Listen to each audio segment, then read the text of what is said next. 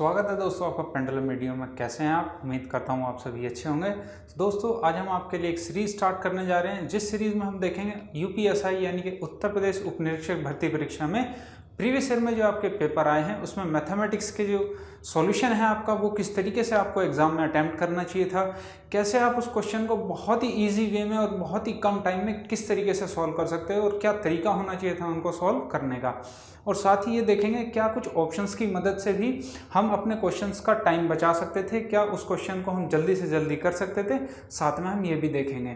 तो चलिए दोस्तों स्टार्ट करते हैं इस सीरीज़ को और देखते हैं आपका पहला पेपर जो था आपका 13 दिसंबर 2017 को आया हुआ यूपीएसआई का। चलिए स्टार्ट करते हैं दोस्तों इसके पहले क्वेश्चन के साथ। और ये पहला क्वेश्चन है आपकी स्क्रीन पे, ये रहा। आपसे कह रहा है 560 छात्रों वाले एक स्कूल में लड़कों की औसत आयु 12 वर्ष है और लड़कियों की 11 वर्ष है। यदि स्कूल की औसत आयु 11 साल 9 महीने है तो स्कूल में लड़कियों की संख्या कितनी होगी, ये आपसे पूछा गया। तो एवरेज का एक क्वेश्चन था। साथ ही ये भी देखेंगे कि भाई इनका जो यूपीएसआई का जो पैटर्न होता है ये आपका एक पर्टिकुलर पैटर्न टाइप से क्वेश्चन जो है आपके एग्जाम में देते हैं। जैसे इनका एसएससी से अलग पैटर्न है, इनका जो क्वेश्चन का है वो अर्थमेटिक पे ज़्यादा बेस रहता है, तो इसलिए हर तरीके से क्वेश्चन को देखेंगे, क्या पॉसिबिलिटी है क्वेश्चन को करने की और क्या तरीका होना चाहिए उस क्वेश्चन को करने का। तो देखिए दोस्तों ये एवरेज का क्वेश्चन है, औसत का, और इसमें आपसे पूछ रहा है सिंपल सा क्वेश्चन कि लड़कियों की संख्या कितनी होनी चाहिए। तो देखिए आप इसमें सीधा सीधा मिक्सचर एलिगेशन लगा सकते हैं, मिश्रण का नियम लगा के आप इस क्वेश्चन को बड़ी इजीली कुछ ही सेकंड्स में सॉल्व कर लेते हैं। देखिए कैसे आपको दिया हुआ है कि जो ये बॉयज़ हैं यानी कि लड़के हैं, इनकी औसत आयु आपको दी हुई है 12 वर्ष, और लड़कियां हैं गर्ल्स, इनकी औसत आयु आपको दी हुई है 11 वर्ष, और जो पूरा स्कूल है यानी कि पूरा का पूरे जो बच्चे हैं उनकी दी हुई है 11 वर्ष और 9 महीने 9 माह। तो आप जैसे ही मिक्सचर एलिगेशन कहाँ लगा सकते हैं, जब भी आप दो चीज़ों को मिक्स करते हैं। तो आपने देखा यहाँ पे 12 लड़के और 11 लड़कियाँ इनकी औसत, तो इनको मिला के तो स्कूल की बनी होगी। तो सीधा सीधा यहाँ पे मिक्सचर एलिगेशन लगाते हैं। तो 12 में से 11 और 9 माह घटाएंगे तो कितने बचेंगे, 3 माह, और 11 वर्ष 9 माह में से आप 11 घटाएंगे तो कितने बचेंगे, 9 माह। तो इनका अनुपात देखेंगे आप, क्या हो जाएगा, 3:1। ये अनुपात जो होता है वो होता है लड़के और लड़कियों की संख्या का जो स्कूल में होगी उनकी। तो 3 और 1 टोटल कितनी हो गई, 4 यूनिट, और 4 यूनिट स्कूल में कुल कितने छात्र हैं, 560 आपको दिए हुए हैं। तो 1 यूनिट कितने के बराबर हो गई, 140 के। तो आपसे लड़कियों की संख्या पूछिए तो लड़कियों की संख्या कितनी है, 1 यूनिट है, और 1 यूनिट 140 के बराबर है। तो यही आपका इस क्वेश्चन का आंसर हो जाएगा। तो चलिए देखते हैं अपने नेक्स्ट क्वेश्चन को कि क्या पूछा गया था आपके एसआई के पेपर में। ये रहा दोस्तों आपका नेक्स्ट क्वेश्चन आपकी स्क्रीन पे। आपसे कह रहा है 3 मोबाइल फ़ोन और 1 वॉकमैन की कीमत कितनी है, 80,000 रुपये आपको दी है, जबकि 5 मोबाइल फ़ोन और 2 वॉकमैन की कीमत आपको 1,50,000 है। तो 1 मोबाइल फ़ोन की कीमत आपसे पूछिए कितनी होगी। तो ये आपका एक तरीके से अलजेब्रा का इक्वेशन का क्वेश्चन है। सिंपल सी आपको इक्वेशन बनेगी आपकी, यहाँ से समीकरण क्या बन जाएंगी भाई, 3 मोबाइल फ़ोन है तो 3 मोबाइल और प्लस 1 वॉकमैन है तो 1 वॉकमैन W कितना है, 80,000 का है, और साथ में आपको दिया 5 मोबाइल फ़ोन और 2 वॉकमैन की कीमत कितनी है, 1,50,000। आपसे पूछा क्या है, आपसे मोबाइल फ़ोन पूछा है, तो इसमें से आपको वॉकमैन ख़त्म करना होगा, तो इसे 2 से मल्टीप्लाई कर दीजिए। तो कितनी हो जाएगी ये, 3 दूनी 6, और ये 2, और ये 8 दूनी 16, यानी कि 1,60,000। अब आप दोनों को माइनस करेंगे तो ये कैंसिल आउट, और यहाँ में से 1 मोबाइल बचेगा और इसकी कीमत आ जाएगी 10,000 रुपये। ये सिंपल सा क्वेश्चन था आपका। कुछ क्वेश्चन ऐसे होते हैं दोस्तों जिन्हें आप बेसिक तरीके से भी करते हैं तो वो उतना टाइम लेते हैं जिसमें आप एडवांस तरीका यूज़ करने की कोशिश करते हैं। तो उन क्वेश्चनों को आप बिल्कुल बेसिक तरीके से ही किया कीजिए, क्योंकि वो भी आप उतना ही समय लेंगे जितना कि आप उसे एडवांस करने की कोशिश करेंगे। चलिए आगे बढ़ते हैं, देखते हैं अपने नेक्स्ट क्वेश्चन को। ये रहा दोस्तों आपका नेक्स्ट क्वेश्चन स्क्रीन पे। आपसे कह रहा है एक ऑनलाइन परीक्षा में उपस्थित होने वाले 10 उम्मीदवारों के बुद्धिलब्धि परीक्षण स्कोर नीचे दिए अनुसार हैं, यानी कि आपको स्कोर दिए हुए हैं एक बुद्धिलब्धि परीक्षण के, और आपसे पूछ रहा है कि आप बुद्धिलब्धि परीक्षण स्कोर्स का बहुलक ज्ञात कीजिए। आपको पता है बहुलक क्या होता है, बहुलक होता है मतलब जिसकी आवृत्ति बार बार होती है, जिस संख्या की आवृत्ति बार बार होती है, यानी कि जो सबसे ज़्यादा बार रिपीट होता है नंबर वो क्या होता है, उन जो आंकड़े दिए होते हैं उनका बहुलक होता है। तो यहाँ से आपको आंकड़े दिए हुए हैं, इसमें आप देख के बता सकते हैं कि भाई बहुलक क्या होगा। आपको दिखाई दे रहा है कि सबसे ज़्यादा बार कौन रिपीट हो रहा है, सबसे ज़्यादा बार आपको सिर्फ 6 यहाँ पे ऐसी संख्या दिखाई दे रही है जो बार बार रिपीट हो रही है। और 6 कितनी बार रिपीट हो रहा है आपका, 6 3 बार रिपीट हो रहा है। और 5 है आपका 5 2 बार रिपीट हो रहा है। तो जो सबसे ज़्यादा बार रिपीट होता है वही क्या होता है, उस संख्या का उस जो दी गई आंकड़े होते हैं उनका बहुलक कहलाता है। तो इस तरीके से बहुलक आपको पता होना चाहिए। चलिए आगे देखते हैं नेक्स्ट क्वेश्चन को। ये रहा दोस्तों आपका नेक्स्ट क्वेश्चन आपके स्क्रीन पे। आपसे कह रहा है एक रंगों की डाई को लाल और पीले रंगों को 2:5 के अनुपात में मिलाकर बनाया जाता है। यदि डाई में लाल रंग की मात्रा को 25% बढ़ा दिया जाए तो बनने वाली नई डाई में पीले रंग का प्रतिशत आपको बताना है, क्या होगा। तो देखिए क्वेश्चन मिक्सचर का है, एक तरीके से आपका क्या दिया हुआ है, एक लाल रंग का है, एक पीले रंग का है, येलो कलर का। कितना अनुपात है इनका, 2:5 है। आपसे कह रहा है कि लाल रंग की मात्रा जो है वो कितनी बढ़ा दी इसने, 25% इसने बढ़ा दी। तो आपसे कह रहा है कि जो येलो कलर का प्रतिशत है वो कितना हो जाएगा मिश्रण में, ये आपसे पूछ रहा है।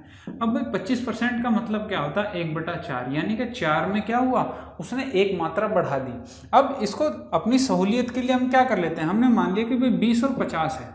ये 20 और 50 इसलिए मान लिया ताकि आप चीज़ें जो है इजीली सॉल्व कर सको। अब पहले ओरिजिनल में कितनी थी, लाल कलर 4 यूनिट था, तो 4 की वैल्यू कितनी 20, तो 1 की वैल्यू कितनी हो जाएगी भाई, 1 की वैल्यू हो जाएगी 5, यानी कि जो बढ़ी हुई मात्रा है वो कितनी है, 5 है।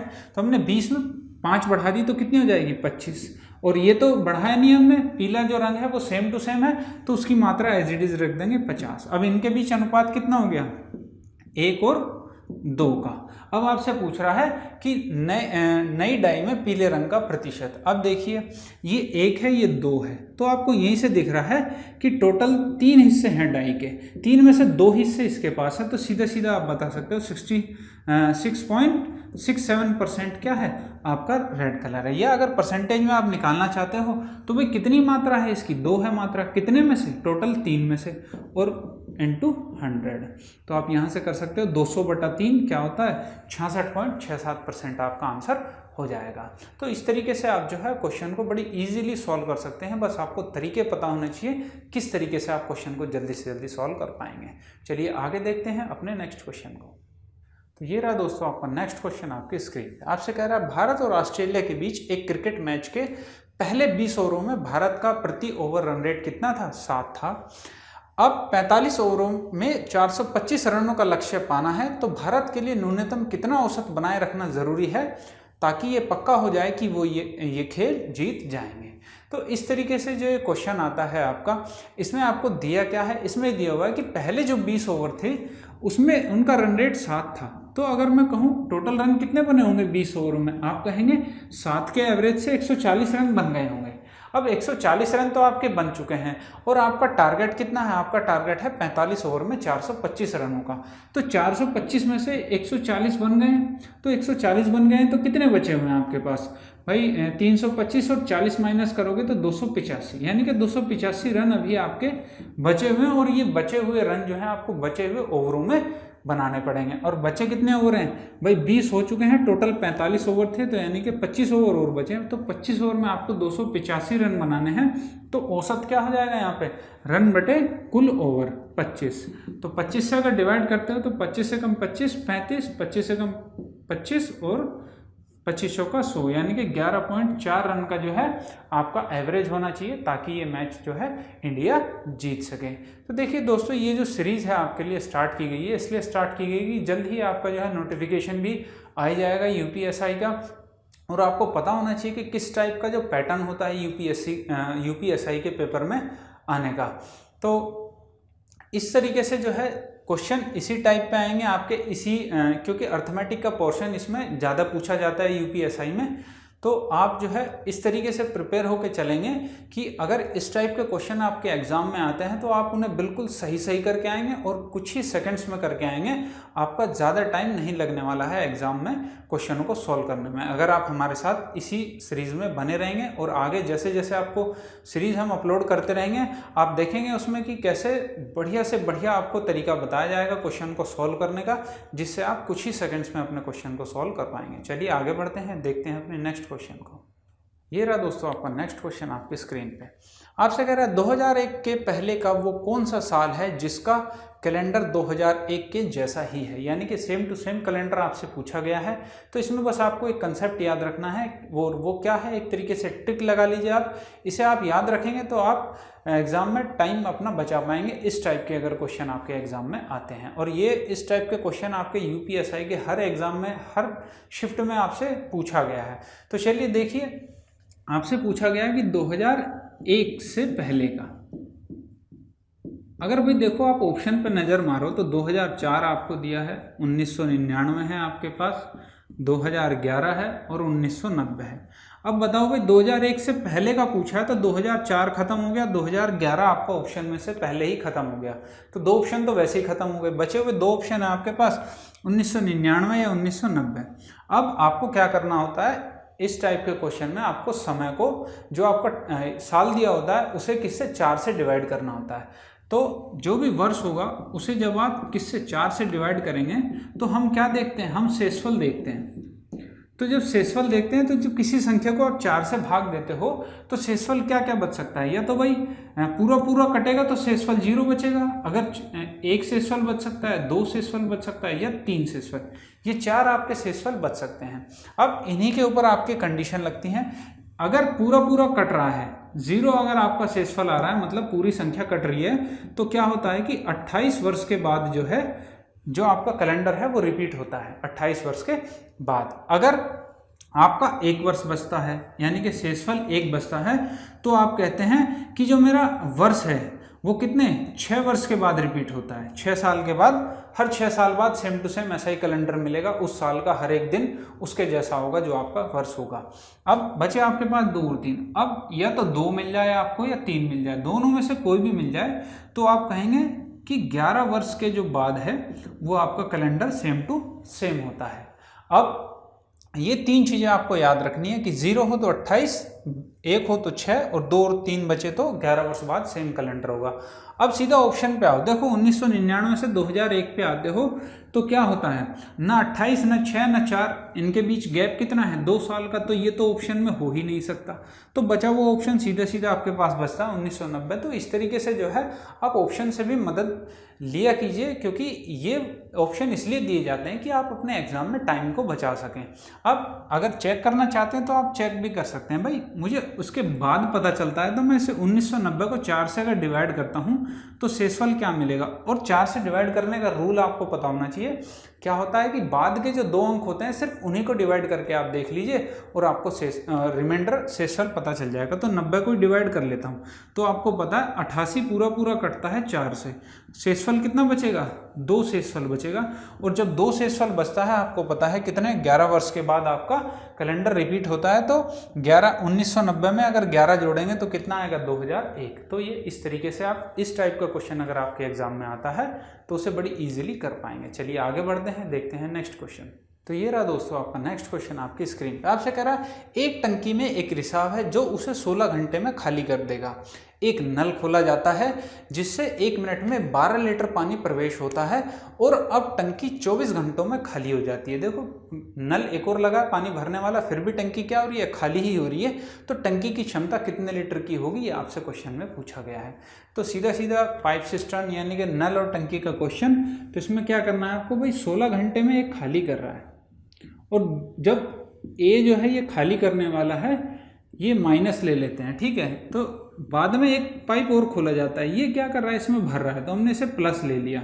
ये तब भी क्या हो रहा है, टंकी 24 घंटे में खाली हो जा रही है। दोनों का एलसीएम लेंगे आप, कितना आएगा 48, 16 थी 48 और 24 दूनी 48। ये जो आते हैं डिवाइड करने के बाद इन्हें कहते हैं 1 घंटे का कार्य, क्योंकि यहाँ पे ये क्या हो रहे हैं 24 घंटे और 16 घंटे में खाली कर रहे हैं। तो ये हो जाता है आपका घंटे का कार्य। अगर ये मिनट में होता तो ये मिनट का कार्य हो जाता, और ये हो जाता है आपका कुल कार्य, कि भाई कुल कार्य कितना करना है। अब आप यहाँ पे मान लीजिए कि टंकी जो है 48 क्या है 48 यूनिट की है, यानी कि उसे 48 यूनिट उसमें कैपेसिटी है उसकी टंकी की। अब देखिए अगर आप इस भरने वाले नल की निकालना चाहते हैं कि ये नल जो है कितने 1 घंटे में कितना काम करता है, क्यों, क्योंकि आपको इस नल की जानकारी दी गई है कि 1 मिनट में 12 लीटर पानी टंकी में डाल सकता है।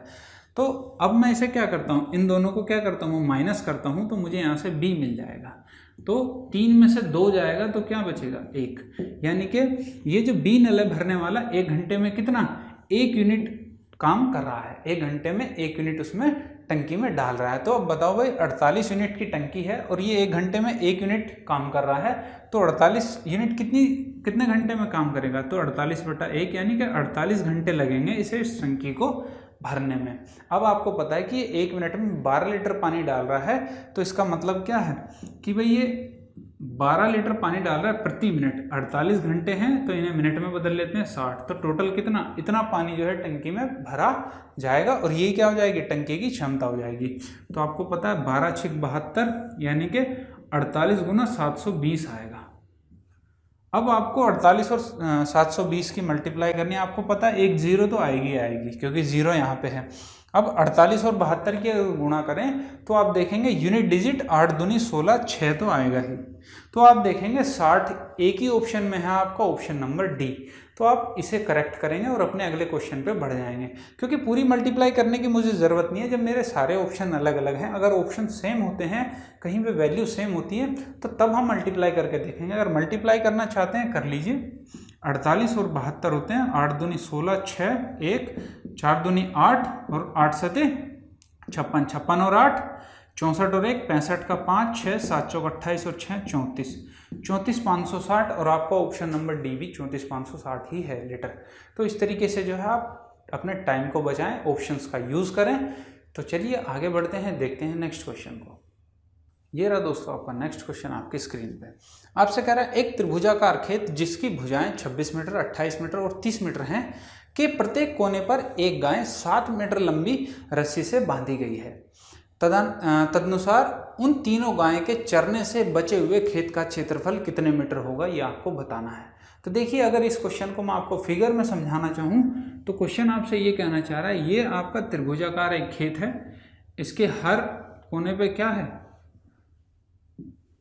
7 मीटर के जो है रस्सी से गाय बंधी हुई है। तो यानी कि ये आप कह सकते हो कि इसकी त्रिज्या कितनी है, 7 है, ये भी 7 है, ये भी 7, ये भी 7, ये भी 7 और ये भी 7। और आपको इसकी भुजाओं की लंबाई भी दी हुई है, ये तो 26 है, ये है आपकी कितनी 28 और ये है आपकी पूरी 30। तो अब देखिए, अब आपको निकालना क्या, बचे हुए खेत का क्षेत्रफल, यानी कि ये जो बचा हुआ पार्ट है आपको इसका क्षेत्रफल बताना है। तो इसका क्षेत्रफल आप कैसे बता सकते हैं, भाई मुझे पूरे त्रिभुज का क्षेत्रफल पता चल जाए कितना हो, उसमें से मैं ये वाला पार्ट, ये वाला पार्ट और ये वाला पार्ट अगर निकाल दूं तो मुझे बचे हुए खेत का क्षेत्रफल पता चल जाएगा क्या होगा। तो सीधा सीधा चलते हैं आंसर पे। तो त्रिभुज का क्षेत्रफल क्या होगा, तीनों भुजाएं अलग अलग हैं तो आपको पता है √S × S-A, S-B और S-C होता है जब तीनों भुजाएं आपको दी हुई हैं। और S क्या होता है, अर्ध परिमाप यानी कि सेमी पैरामीटर। तो सेमी पैरामीटर कितना हो जाएगा, तीनों का टोटल डिवाइड बाई 2। तो कितना हो गया 28 और 26 कितना हो गया आपका 54 और 30 84, यानी कि 84/2 यानी कि 42 आ गया आपका, किसकी, S की वैल्यू आ गई।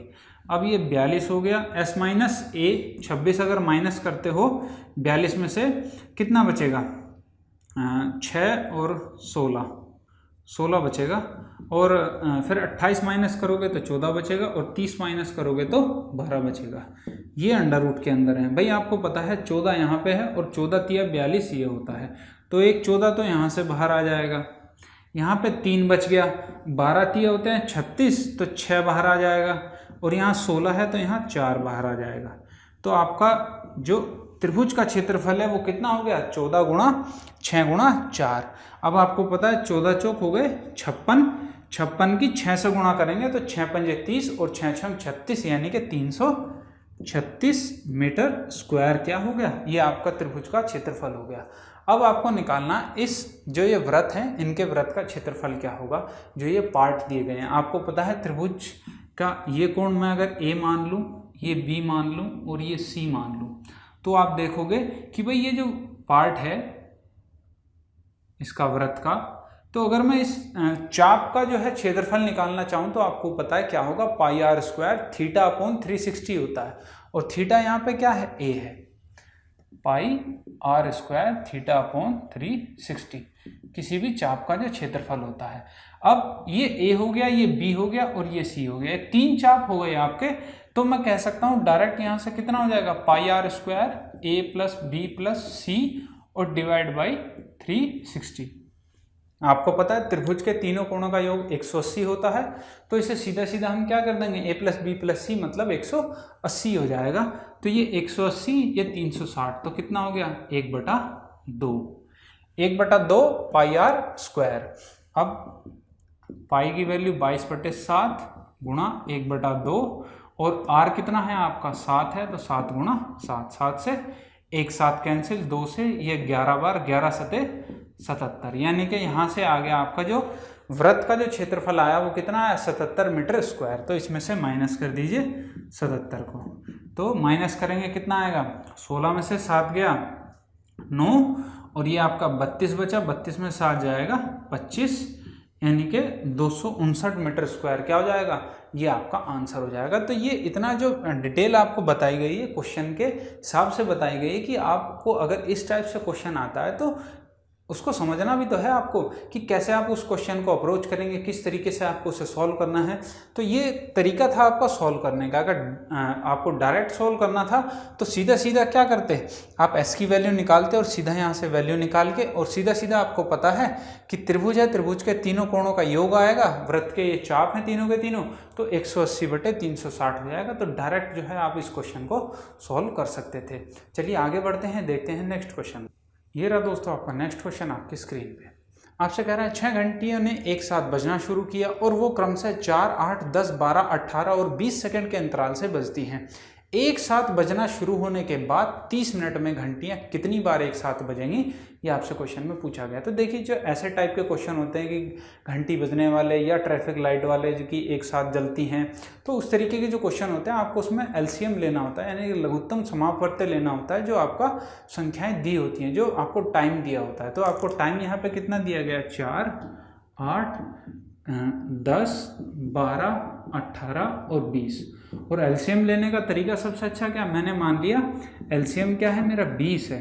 भाई एलसीएम क्या होता है, एलसीएम वो होता है वह संख्या छोटी से छोटी जो दी गई संख्याओं से पूरी पूरी कट सके, यानी कि इनसे ये पूरी पूरी कटनी चाहिए। अब 20 से 20 कट रहा है, बिल्कुल कट रहा है। अब 18 से 20 नहीं कटेगा क्योंकि इसके अंदर एक 9 होता है और एक 2 होता है, तो 2 से तो ये कट जाएगा, लेकिन 9 से कटने के लिए यहाँ पे मुझे 9 चाहिएगा। अब 12, 4 तिये 12 होते हैं, तो 4 से 20 कट जाएगा, 3 से 9 कट जाएगा, तो मुझे ज़रूरत नहीं है। 10 से 20 कट जाएगा 8। अब 8 में से क्या है आपको पता है, 4 दूनी 8, 4 से 20 कट जाएगा, लेकिन ये 2 बचेगा, तो मुझे 2 और चाहिएगा और 4 से 20 कट ही जाएगा, तो सीधा सीधा आ गया 9 दूनी 18 दूनी 36, 360 इसका एलसीएम आ गया। अब एलसीएम आ गया मतलब ये क्या आया है, ये सेकंड में आया है, क्योंकि आपको टाइम जो दिया था वो सेकंड में दिया हुआ था। अब सेकंड का मतलब है क्या, 6 मिनट, 360 सेकंड मतलब 6 मिनट, यानी कि हर 6 मिनट के अंतराल पे वो घंटियाँ एक साथ बजेंगी। अब क्वेश्चन में आप ध्यान से पढ़िए, क्वेश्चन में लिखा गया कि एक साथ बजना शुरू होने के बाद, यानी कि बजने के बाद आपसे पूछा गया कि 30 मिनट में कितनी बार बजेंगी। तो 30 मिनट में कितनी बार बजेंगी, 6 से डिवाइड करोगे तो 5 बार आपका आंसर होगा। आप ये नहीं कहेंगे कि भाई यहाँ पे आपने 1 क्यों नहीं लिया, कि 6 बार क्यों नहीं बज रही, क्योंकि इसमें क्वेश्चन में आपसे पूछा यही गया है कि बजना शुरू होने के बाद। ये नहीं कहा गया कि एक साथ बजती हैं तब से और 30 मिनट के अंतराल पे कितनी बार बजेंगी। तो क्वेश्चन में आपको ये भी देखना है कि क्वेश्चन में आपसे पूछ क्या रहा है, उसी हिसाब से आपको अपना आंसर देना है। चलिए आगे बढ़ते हैं, देखते हैं नेक्स्ट क्वेश्चन। तो ये रहा दोस्तों आपका नेक्स्ट क्वेश्चन आपकी स्क्रीन पे। आपसे कह रहा है हर एक काम का 25% हिस्सा 5 दिनों में कर सकता है, इस काम से 20 गुना बड़े काम करने में उसे कितने दिन लगेंगे। टाइम एंड वर्क का आपका कार्य समय का क्वेश्चन, बहुत ईजी सा क्वेश्चन है। देखिए किस तरीके से आप इसे कर सकते थे। आपको पता है कि किसी काम का 25% हिस्सा कितने दिन में कर रहा है भाई, 5 दिन में कर रहा है। अब 25% करता है 5 दिन में, अगर मैं कहूँ पूरा काम कितने दिन में करेगा, मतलब 100%, तो आप कहोगे 4 से गुना की है तो यहाँ भी 4 से गुना कर लेते हैं, तो 20 दिन में करेगा। अब आपसे कह रहा है कि भाई इस काम से 20 गुना बड़ा काम, यानी कि 100% का भी कितना है, 20 गुना है, तो यानी कि इसका 20 गुना कर लेते हैं, तो टाइम समय भी कितना हो जाएगा, 20 गुना हो जाएगा, तो कितना हो जाएगा 400 दिन। और ये इस क्वेश्चन का आंसर है। ऐसे क्वेश्चन को तो आप मुंह जबानी कर सकते हैं, कुछ भी सोचना नहीं है, सिर्फ मेंटली कैलकुलेशन करनी है ऐसे क्वेश्चन को करने के लिए, अगर आपके एग्जाम में ऐसा क्वेश्चन आपको आता है। चलिए आगे बढ़ते हैं, देखते हैं अपने नेक्स्ट क्वेश्चन को। ये रहा दोस्तों आपका नेक्स्ट क्वेश्चन आपकी स्क्रीन पे। आपसे कह रहा है 11.96 into 11.96 plus 11.96 XY plus 0.04 into 0.04 एक पूर्ण वर्ग होगा यदि XY बराबर हो किसके। ये आपसे XY की वैल्यू पूछना चाह रहा है, क्या होगी XY की वैल्यू। तो देखिए सिंपल सा एक क्वेश्चन था, बिल्कुल मुंह जबानी। आप सिर्फ माइंड में कैलकुलेशन देख के इसका आंसर बता सकते थे कि 0.08 इसका आंसर होगा। और कैसे होगा आपको पता है, 11.96 गुणा 11.96 प्लस 11.96 XY और प्लस 0.04 इंटू 0.04, ये आपका क्वेश्चन है। भाई आपको सीधा सीधा दिख रहा है, यहाँ पे A की वैल्यू है सेम और यहाँ पे सेम टू सेम वही वैल्यू है 0.04। तो ये क्या है आपका, एक तरीके से A² plus 2AB plus B² की फॉर्म में आपका ये क्वेश्चन है, यानी कि अलजेब्रा का ये क्वेश्चन है सिंपल सा। आपको पता है A² है, ये B² है, 2AB होना चाहिए। अब यहाँ पे आपको ये दी हुई है किसकी, A की वैल्यू, आपको XY पूछा है यानी कि 2B पूछा है, तो 2 इंटू B क्या है आपका 0.04, मल्टीप्लाई करेंगे आप कितना आ जाएगा 0.08, और ये आपका क्वेश्चन। तो ऐसे क्वेश्चन तो आपको सॉल्व ही नहीं करने हैं, सीधा सीधा देखते ही आंसर लगा देना है ऐसे क्वेश्चंस का। चलिए आगे बढ़ते हैं, देखते हैं अगला क्वेश्चन। ये रहा दोस्तों आपका नेक्स्ट क्वेश्चन आपकी स्क्रीन पे। आपसे कह रहा है मैनेजमेंट शब्द के अक्षरों को कितनी तरह से क्रमबद्ध किया जा सकता है ताकि स्वरों और व्यंजनों की तुलनात्मक स्थिति वैसी ही रहे जैसे मैनेजमेंट में है। अब क्वेश्चन आपसे कह रहा है कि ये जो आपका वर्ड है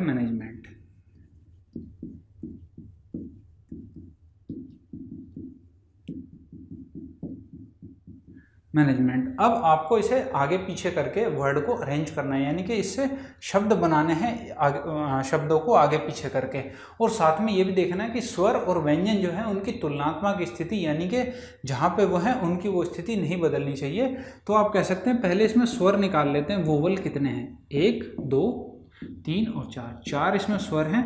तो आपके जो व्यंजन बचे यानी कि कॉन्सोनेंट वो कितने बचेंगे 1 2 3 4 5 6 आपके क्या हैं इसमें व्यंजन हैं आपके। अब सीधा सीधा अगर मैं आपसे कहूं कि भाई मेरे पास 4 वर्ड हैं और मुझे उन्हें आगे पीछे क्रमबद्ध करना है तो कितने तरीकों से मैं उसे अरेंज कर सकता हूं, तो आप सीधा सीधा बोल दोगे भाई 4 फैक्टोरियल मेरा तरीका होगा 4 वर्डों को आगे पीछे अरेंज करने का। अब आपको यहाँ पे दिख रहा है कि 2 वोवल 2 स्वर जो हैं ए हैं और 2 ही क्या है ई हैं। तो अब इनकी स्थिति आप इधर से इधर रखो, चाहे इसे इधर से इधर रखो, तब भी क्या होगा, इस पर कोई फर्क नहीं पड़ने वाला है क्योंकि दोनों के दोनों सेम है। तो आप कह सकते हो भाई ई के लिए 2 फैक्टोरियल आप से डिवाइड करोगे क्योंकि इसकी स्थिति 2 फैक्टोरियल से चेंज नहीं कर सकते क्योंकि सेम रहेगी। और ऐसे यहाँ पे ए भी आपके 2 हैं तो 2 फैक्टोरियल से आप यहाँ डिवाइड करेंगे। तो एक तो ये हो गया आपका स्वर के लिए कि स्वर से आप कितनी स्थिति क्रमबद्ध कर सकते हैं। ऐसे ही व्यंजन के लिए व्यंजन से कितनी कर सकते हैं 6 फैक्टोरियल। अब आपको पता है कि यहाँ पे आपका क्या एम 2 बार है, एन भी 2 बार है, बाकी जी और टी अलग अलग है, यानी कि आपको इसमें भी क्या करना पड़ेगा 2 फैक्टोरियल और 2 फैक्टोरियल से डिवाइड करना पड़ेगा। अब इसकी आप मल्टीप्लाई कर लीजिए, क्या होगा, ये तो हो जाएगा 2 दूनी 4, तो 4 गुना 3 गुना 2 गुना 1 होता है आपका 4 फैक्टोरियल डिवाइड बाई 4। यहाँ पे भी डिवाइड बाई 4 होगा तो 6 गुना 5 गुना 4 गुना 3 गुना 2, 4 से 4 कैंसिल, इस 4 से 4 कैंसिल, तो 3 दूनी 6 और यहाँ पे हो गया 6 पंजे 30 और 3 दूनी 6 36 18, 18 6 108। ठीक है, तो ये हो जाएगा आपका भाई टोटल 1080। ये आप इसने 1080 तरीकों से क्या कर सकते हो, इस मैनेजमेंट वर्ड को क्रमबद्ध कर सकते हो, जिसमें क्या होगा आपकी स्वर और व्यंजन की स्थिति परिवर्तित रहेगी, यानी कि तुलनात्मक स्थिति आपकी वैसी ही रहेगी। चलिए बढ़ते हैं आगे और देखते हैं नेक्स्ट क्वेश्चन को। ये रहा दोस्तों आपका नेक्स्ट क्वेश्चन आपके स्क्रीन पे।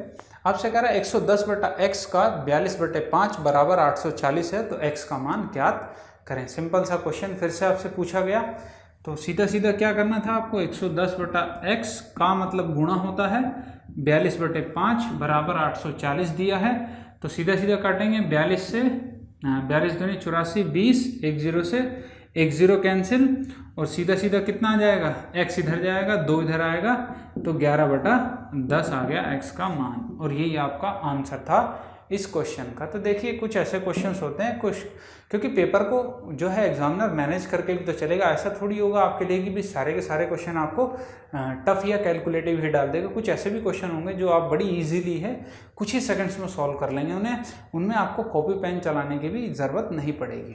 तो चलिए इसी के साथ बढ़ते हैं अपने अगले क्वेश्चन की तरफ। ये रहा दोस्तों आपका नेक्स्ट क्वेश्चन आपकी स्क्रीन पे। आपसे कह रहा है गिरी एक बिंदु ए से सुबह 6 बजे 20 किलोमीटर प्रति घंटे की रफ्तार से निकलता है और गौतम बी से सुबह 7 बजे 10 किलोमीटर प्रति घंटे की रफ्तार से निकलता है। वे दोनों एक दूसरे की ओर यात्रा कर रहे हैं। ए और बी के बीच की दूरी 100 किलोमीटर है, तो दोनों कितने बजे मिलेंगे, आपसे क्वेश्चन पूछा गया है। तो टाइम स्पीड डिस्टेंस का क्वेश्चन बिल्कुल वैसे तो बहुत ईजी सा क्वेश्चन है। ये चलता है यहाँ से ए से और ये चलता है यहाँ से बी से। इन दोनों के बीच की दूरी आपको 100 दी हुई है, 100 किलोमीटर।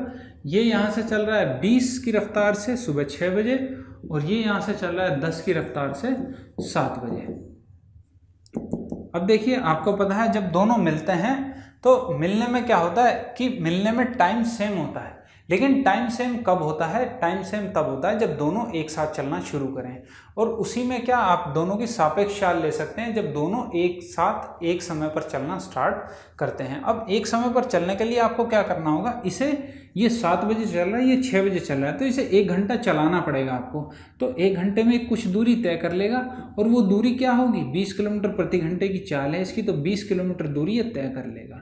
अब आपको पता है इनके बीच की दूरी कितनी बची है, 80 किलोमीटर दूरी बची है। अब आप कह सकते हो कि दोनों की जो है अब एक साथ चलना स्टार्ट करेंगे, ये भी 7 बजे करेगा, ये भी 7 बजे करेगा, तो दोनों की यहाँ पे हम सापेक्ष चाल देख लेंगे कितनी हो जाएगी, दोनों एक डायरेक्शन में हैं, तो 20 + 10 इसकी है, तो टोटल हो जाएगी 30।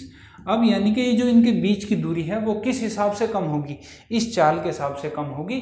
तो आपको पता है समय बराबर क्या हो जाएगा, दूरी बटा चाल, यानी कि 80/30। आप कह सकते हैं कि 3 दूनी 6, 2/3 घंटे, 2/3 घंटे को मिनट में बदलेंगे तो कितना आ जाएगा, 20, 20 दूनी 40, यानी कि 2 घंटे और 40 मिनट बाद क्या होगा, वो दोनों एक दूसरे से मिलेंगे। और वो चलना कितने बजे स्टार्ट किया था, 7 बजे, तो मतलब 7 और 2 9, 9:40 पे क्या होंगे, वो दोनों के दोनों एक साथ मिलेंगे। तो ऐसे बेसिक क्वेश्चन होते हैं, सीधा आप मेंटली कैलकुलेशन भी सॉल्व कर सकते हैं ऐसे क्वेश्चन की। बस आपको दोनों का टाइम जो है वो एक साथ चलने का बनाना होता है आपको, कि दोनों को आप एक साथ उसी टाइम पे रवाना करें और सापेक्ष चाल से सीधा सीधा डिस्टेंस को डिवाइड करें और आपका आंसर आपके सामने होगा। चलिए बढ़ते हैं अगले क्वेश्चन की तरफ।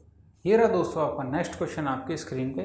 आपसे पूछ रहा है, ये एक DI का क्वेश्चन आपसे पूछा गया, टेबल जो आपका बार ग्राफ पे बेस्ड है ये। तो दिए गए बार चार्ट को देखें जो विभिन्न वर्षों में भारत के निर्यातों और आयातों के बारे में जानकारी देता है, यानी कि इंपोर्ट और एक्सपोर्ट के बारे में जानकारी दे रहा है। मूल्य करोड़ रुपए में है। अब सीधा क्वेश्चन पे चलते हैं, फिर देखेंगे इस बार डायग्राम से आपको जानकारी क्या क्या मिलेगी। पहला क्वेश्चन है इसका, दिए गए कौन से वर्षों में निर्यातों के प्रतिशत के हिसाब से आयातें सबसे ज़्यादा हैं, यानी कि निर्यात के हिसाब से देखना है आपको किसमें जो आपका आयात है वो सबसे ज़्यादा होगा। मतलब इसका कहने का मतलब क्वेश्चन का ये आपसे डिफरेंस पूछ रहा है कि जिसमें डिफरेंस सबसे ज़्यादा हो किसके हिसाब से, निर्यात के हिसाब से, कि निर्यात को भी देखना है और साथ में आपको डिफरेंस को भी देखना है कि उनके बीच में अंतर कितना है आयात और निर्यात में। तो देखिए फिगर से आप क्या समझते हैं, 2011 की अगर मैं बात करता हूँ तो सीधा सीधा यहाँ से आपको अगर आयात देखते हैं और निर्यात, पहले निर्यात देखेंगे, निर्यात कितना है इसका आपको पता है 45 निर्यात यहाँ से आपको दिखाई दे रहा है, और आयात की अगर बात करते हैं तो कितना है 82.5 है। अब 2012 की बात करते हैं तो क्या है 45, फिर से आपका क्या है निर्यात, और आयात कितना है इसका 90। ऐसे ही आपका 2013 है, 2013 में कितना है आपका, ये आपका 30 है और ये आपका 55 है। और यहाँ से 2014 की अगर बात करते हैं तो ये यहाँ से आपका 50 है और ये यहाँ पे 80 है। और 2015 की बात करते हैं तो ये देखिए यहाँ पे 30 है और ये 80 है। भाई सिर्फ ये डाटा इसलिए लिखा गया है कि ताकि मैं आपको समझा सकूं चीज़ें, क्योंकि वैसे तो ये क्वेश्चन जो है आप देख के ही सॉल्व कर सकते थे कि आपको सिर्फ डिफरेंस देखना है किसके अंदर सबसे ज़्यादा डिफरेंस है। तो अगर आप फिगर को देखें तो फिगर में आपको दिख रहा है कि 2015 में आपका सबसे ज़्यादा डिफरेंस है, क्योंकि उसके अंदर निर्यात आपका सबसे कम है और आयात आपका सबसे ज़्यादा है। तो निर्यात के हिसाब से आयात भी देख लीजिए 50 यहाँ पे हो रहा है, और 50 किसके रेस्पेक्ट में है, 30 के रेस्पेक्ट में है। तो ये छोटी संख्या होनी चाहिए और ये बड़ी होनी चाहिए, वही क्या होगा आपका इसका आंसर हो जाएगा, क्योंकि आपसे पूछा गया है निर्यात के प्रतिशत के हिसाब से कि आयात किसका सबसे ज़्यादा होगा। तो देख लीजिए सबसे ज़्यादा डिफरेंस इसी का है, तो यही क्या होगा आपका सीधा सीधा आंसर हो जाएगा। तो आपको कुछ चीज़ें देख के भी पता करनी है बार ग्राफ में कि आप कैसे आंसर निकाल सकते हैं। चलिए आगे बढ़ते हैं, देखते हैं नेक्स्ट क्वेश्चन। ये रहा आपका दोस्तों इसी बार ग्राफ पे बेस्ड दूसरा क्वेश्चन। क्या पूछ रहा है आपसे, वर्ष 2011 और 2012 के संयुक्त निर्यातों और वर्ष 2012 के आयातों के बीच अनुपात आपसे पूछा है क्या होगा। तो सीधा सीधा आपको अनुपात निकालना है, तो आपको 2011 और 12 का निर्यात जोड़ना पड़ेगा। कितना दिया हुआ है आपको पता है, ये 45 था और इसका भी 45 था, ये निर्यात हो गया। और आयात कितना है 2012 का 90 है आपका, तो ये भी 90 हो गया, ये भी 90 हो गया। तो यहाँ से आपका आंसर आ गया 1:1। बिल्कुल सिंपल सा क्वेश्चन आपसे पूछा गया था इस पर बेस्ड। नेक्स्ट क्वेश्चन भी देखते हैं इस पर आपसे क्या पूछा गया है। तो ये रहा दोस्तों हमारा नेक्स्ट क्वेश्चन आपका इसी डीआई पे बेस्ड। क्या पूछा गया आपसे क्वेश्चन में, आपसे क्वेश्चन में कह रहा है कि दिए गए सभी वर्षों के कुल निर्यातों तथा दिए गए सभी वर्षों के सभी आयातों के बीच आपको क्या अंतर क्या है, ये आपसे पूछा गया। तो देखिए अंतर निकालना है तो आपको जो डाटा गिवन है वहीं से अंतर निकालना पड़ेगा। तो देखिए डाटा लिख लेते हैं कि निर्यात और आयात का डाटा क्या है। तो देखिए अगर गिराकी में बात कर रहा हूँ तो कितना है, जो निर्यात है वो कितना है 45 और आयात है आपका 82.5। 12 की अगर बात करें तो कितना है 45 है और ये 90 है।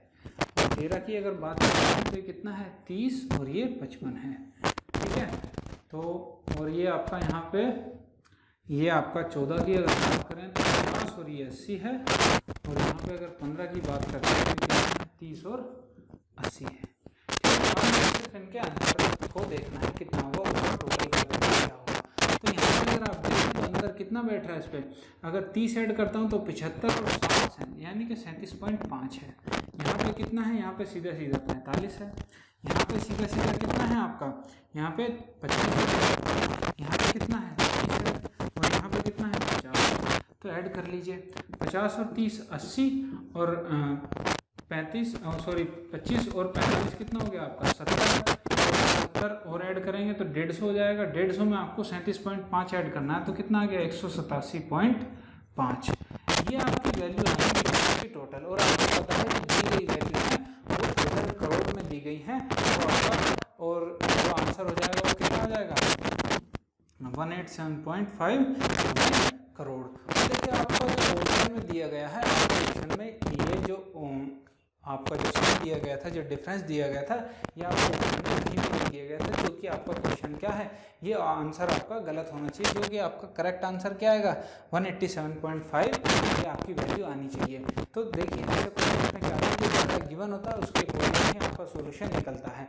तो बस आपको ध्यान रखना है जो डाटा दिया होगा उसके अकॉर्डिंग आपका सोल्यूशन क्या आना था, यही आना था। तो इस बात पर आप ध्यान रखेंगे। चलिए आगे बढ़ते हैं, देखते हैं अपने अगले क्वेश्चन को। ये रहा दोस्तों आपका नेक्स्ट क्वेश्चन आपके स्क्रीन पे। आपसे कह रहा है 30 के 80% और 25 के 4/5 में कितना अंतर है, आपको ये बताना था। तो सिंपल सा क्वेश्चन था, आपसे सिर्फ इतना पूछा था कि 30 का 80% कितना होगा भाई 80/100 और -25 के 4/5 यानी कि का मतलब गुणा होता है, इनका अंतर देखना था। तो 2 0 से 2 0 8 3 24 और 5 5 25 5 4 20, डिफरेंस कितना आ गया 4। तो सीधा सीधा क्वेश्चन, ऐसे क्वेश्चंस को तो मेंटली भी सॉल्व कर सकते हैं आप। अगर आप थोड़ी सी प्रैक्टिस करेंगे तो ऐसे क्वेश्चन आप भी मेंटली सॉल्व कर पाएंगे बिना कॉपी पेन के। चलिए आगे बढ़ते हैं, देखते हैं नेक्स्ट क्वेश्चन। तो ये रहा दोस्तों आपका नेक्स्ट क्वेश्चन आपकी स्क्रीन पे। आपसे कह रहा है कि 600 ग्राम, 420 ग्राम और 780 ग्राम वजन के 3 चॉकलेट बार्स को एक समान वजन के छोटे टुकड़ों में काटा गया है। यदि एक व्यक्ति को ऐसे 2 टुकड़े दिए जाते हैं तो ऐसे लोगों की न्यूनतम संख्या क्या होगी जो सभी टुकड़ों को बांट सके, यानी कि उनके बीच में वो जो बराबर बराबर टुकड़े बने हैं वो आपको बांटने हैं और आपको बताना है कितने व्यक्तियों में बांटे जा सकते हैं। तो देखिए बराबर बराबर टुकड़े करने हैं, मतलब इसमें क्या करना है आपको, इनका महत्तम समापवर्तक निकालना है। महत्तम समापवर्तक क्या होगा कि वह बड़ी से बड़ी संख्या होती है जो दी गई संख्याओं को पूरी पूरी काट सके। अब आपको दिया एक तरफ 600 है, एक 420 है और एक 780 है। तो HCF निकालने का सबसे बढ़िया तरीका क्या है, में से निकालने का, कि 2 संख्याओं के बीच का अंतर देख लो जो पास पास हो, या तो वही उनका में से होता है या उसका कोई फैक्टर यानी कि गुणनखंड क्या होता है उसका में से होता है। अब पास पास कौन सी है, ये वाली पास है और ये वाली भी पास ही है, तो दोनों में देख लो आप डिफरेंस आपको 180 मिल रहा है। तो अब देखो यहाँ से या तो 180 फैक्टर होना चाहिए, में से होना चाहिए महत्तम समापवर्तक। क्या 180 से तीनों संख्याएं कट जाएंगी? तीनों संख्याएं 180 से नहीं कट रही है, मतलब ये तो इनका में से नहीं है। अब इसके फैक्टर देखते हैं, इसमें से ऐसी संख्या निकालिए, आपको अभाज्य संख्याओं के रूप में आपको फैक्टर निकालना है। तो आपको पता है इसके 2 फैक्टर क्या हो सकते हैं, एक तो 60 गुणा 3 हो सकता है, एक 90 गुणा 2 हो सकता है, यही हो सकते हैं। अभी फिलहाल इसके 2 फैक्टर, छोटे से छोटी संख्या आपको निकालनी है। अब अगर मैं 2 निकाल देता हूं तो 90 बचेगा। क्या 90 से सारी संख्याएं कट जाएंगी? आपको दिख रहा है 9 से काटने के लिए अंकों का योग 9 होना चाहिए, तो 9 तो किसी का भी नहीं हो रहा है, तो मतलब 90 से भी ये संख्या नहीं कटेंगी। अब बात कर लेते हैं इसकी 60। अब 60 से आपको दिख रहा है कि 6 से सभी संख्याएं कट जाएंगी। भाई 6 से, क्योंकि 0 तो कट ही जाएगी, 6 से 78 भी कटता है, 42 भी और 6 भी, तो 60 क्या हो जाएगा, इसका में से हो जाएगा। यानी कि 60 ग्राम क्या हो गया, इसका में से हो गया। यानी कि 60 ग्राम की आप चॉकलेट बार्स को टुकड़ों में तोड़ सकते हैं। तो 60 ग्राम के हिसाब से भाई 600 ग्राम में से कितने बनेंगे, 10 पीस। इसमें से कितने बनेंगे, 7 पीस। और इसमें से कितने बनेंगे, 13 6 78, 13 पीस। तो टोटल आपने कहा कितने, 30 टुकड़े आपने बना लिए इन सारे के सारी चॉकलेट में से। अब क्वेश्चन में आपसे कह रहा है कि हर व्यक्ति को क्या 2 चॉकलेट के टुकड़े मिलते हैं और आपके पास हैं कितने, 30 हैं, तो आप कितने बांट सकते हैं? आप कहेंगे 2 हर एक को दे देता हूं, तो 15 व्यक्तियों में क्या है, मैं ऐसे 30 टुकड़े बड़ी आसानी से बांट लूँगा। तो इस तरीके से आपको में से निकालना सीखना चाहिए। चलिए आगे बढ़ते हैं, देखते हैं नेक्स्ट क्वेश्चन। तो ये रहा दोस्तों आपका नेक्स्ट क्वेश्चन आपकी स्क्रीन पे। आपसे कह रहा है x और y एक काम को क्रमशः 12 दिनों में और 10 दिनों में पूरा कर सकते हैं। z की मदद से x और y साथ मिलकर रुपये 6000 के कुल वेतन में इस काम को 5 दिनों में पूरा कर सकते हैं। तो z को उसके काम के हिस्से के लिए कितना वेतन मिलना चाहिए, ये आपसे पूछा गया है। अब सीधा सीधा कार्य समय का क्वेश्चन है और जो आपको डाटा दिया है आपको एलसीएम मेथड का यूज़ करना है। आपको पता है कि ये हो गया आपका x जो है 12 दिन में, y जो है आपका 10 दिन में, और तीनों मिलके क्या करते हैं x plus y plus z कितने, 5 दिनों में इसे पूरा कर सकते हैं। अब देखिए जो वेतन होता है, जो वेतन दिया जाता है वो उनके 1 दिन के कार्य के अनुपात में दिया जाता है। अब वो 1 दिन का कार्य का अनुपात चाहे तो आप एलसीएम मेथड से निकाल सकते हैं या डायरेक्ट क्या कर सकते हैं कि भाई आपको पता है 1 दिन का काम क्या होता है, अगर x का 1 दिन का काम निकालूंगा तो 1/12 हो जाएगा। तो इसका 1/12, इसका 1/10 और इसका 1/5। आपको पता है इनका एलसीएम 60 आएगा, तो 60 से अगर मैं मल्टीप्लाई कर दूँ तो 12 पंजे 60 और 10 6 60 और 5 से 12। ये 12 जो आया है ये किसका है, x plus y plus z का, यानी कि तीनों का मिला के 12 है। और x और y का अगर देखो तो कितना है, 11 है। तो आपको यहाँ से पता चल जाएगा z का कितना आएगा, 1 दिन का काम 1 आएगा। यानी कि टोटल जो है आपको z को 1 दिन में 1 यूनिट काम करता है। तो आपको z का हिस्सा निकालना है। टोटल कितना है, आप 12 काम करते हैं तीनों मिलके और इस काम के लिए कितना 6000 मिलते हैं।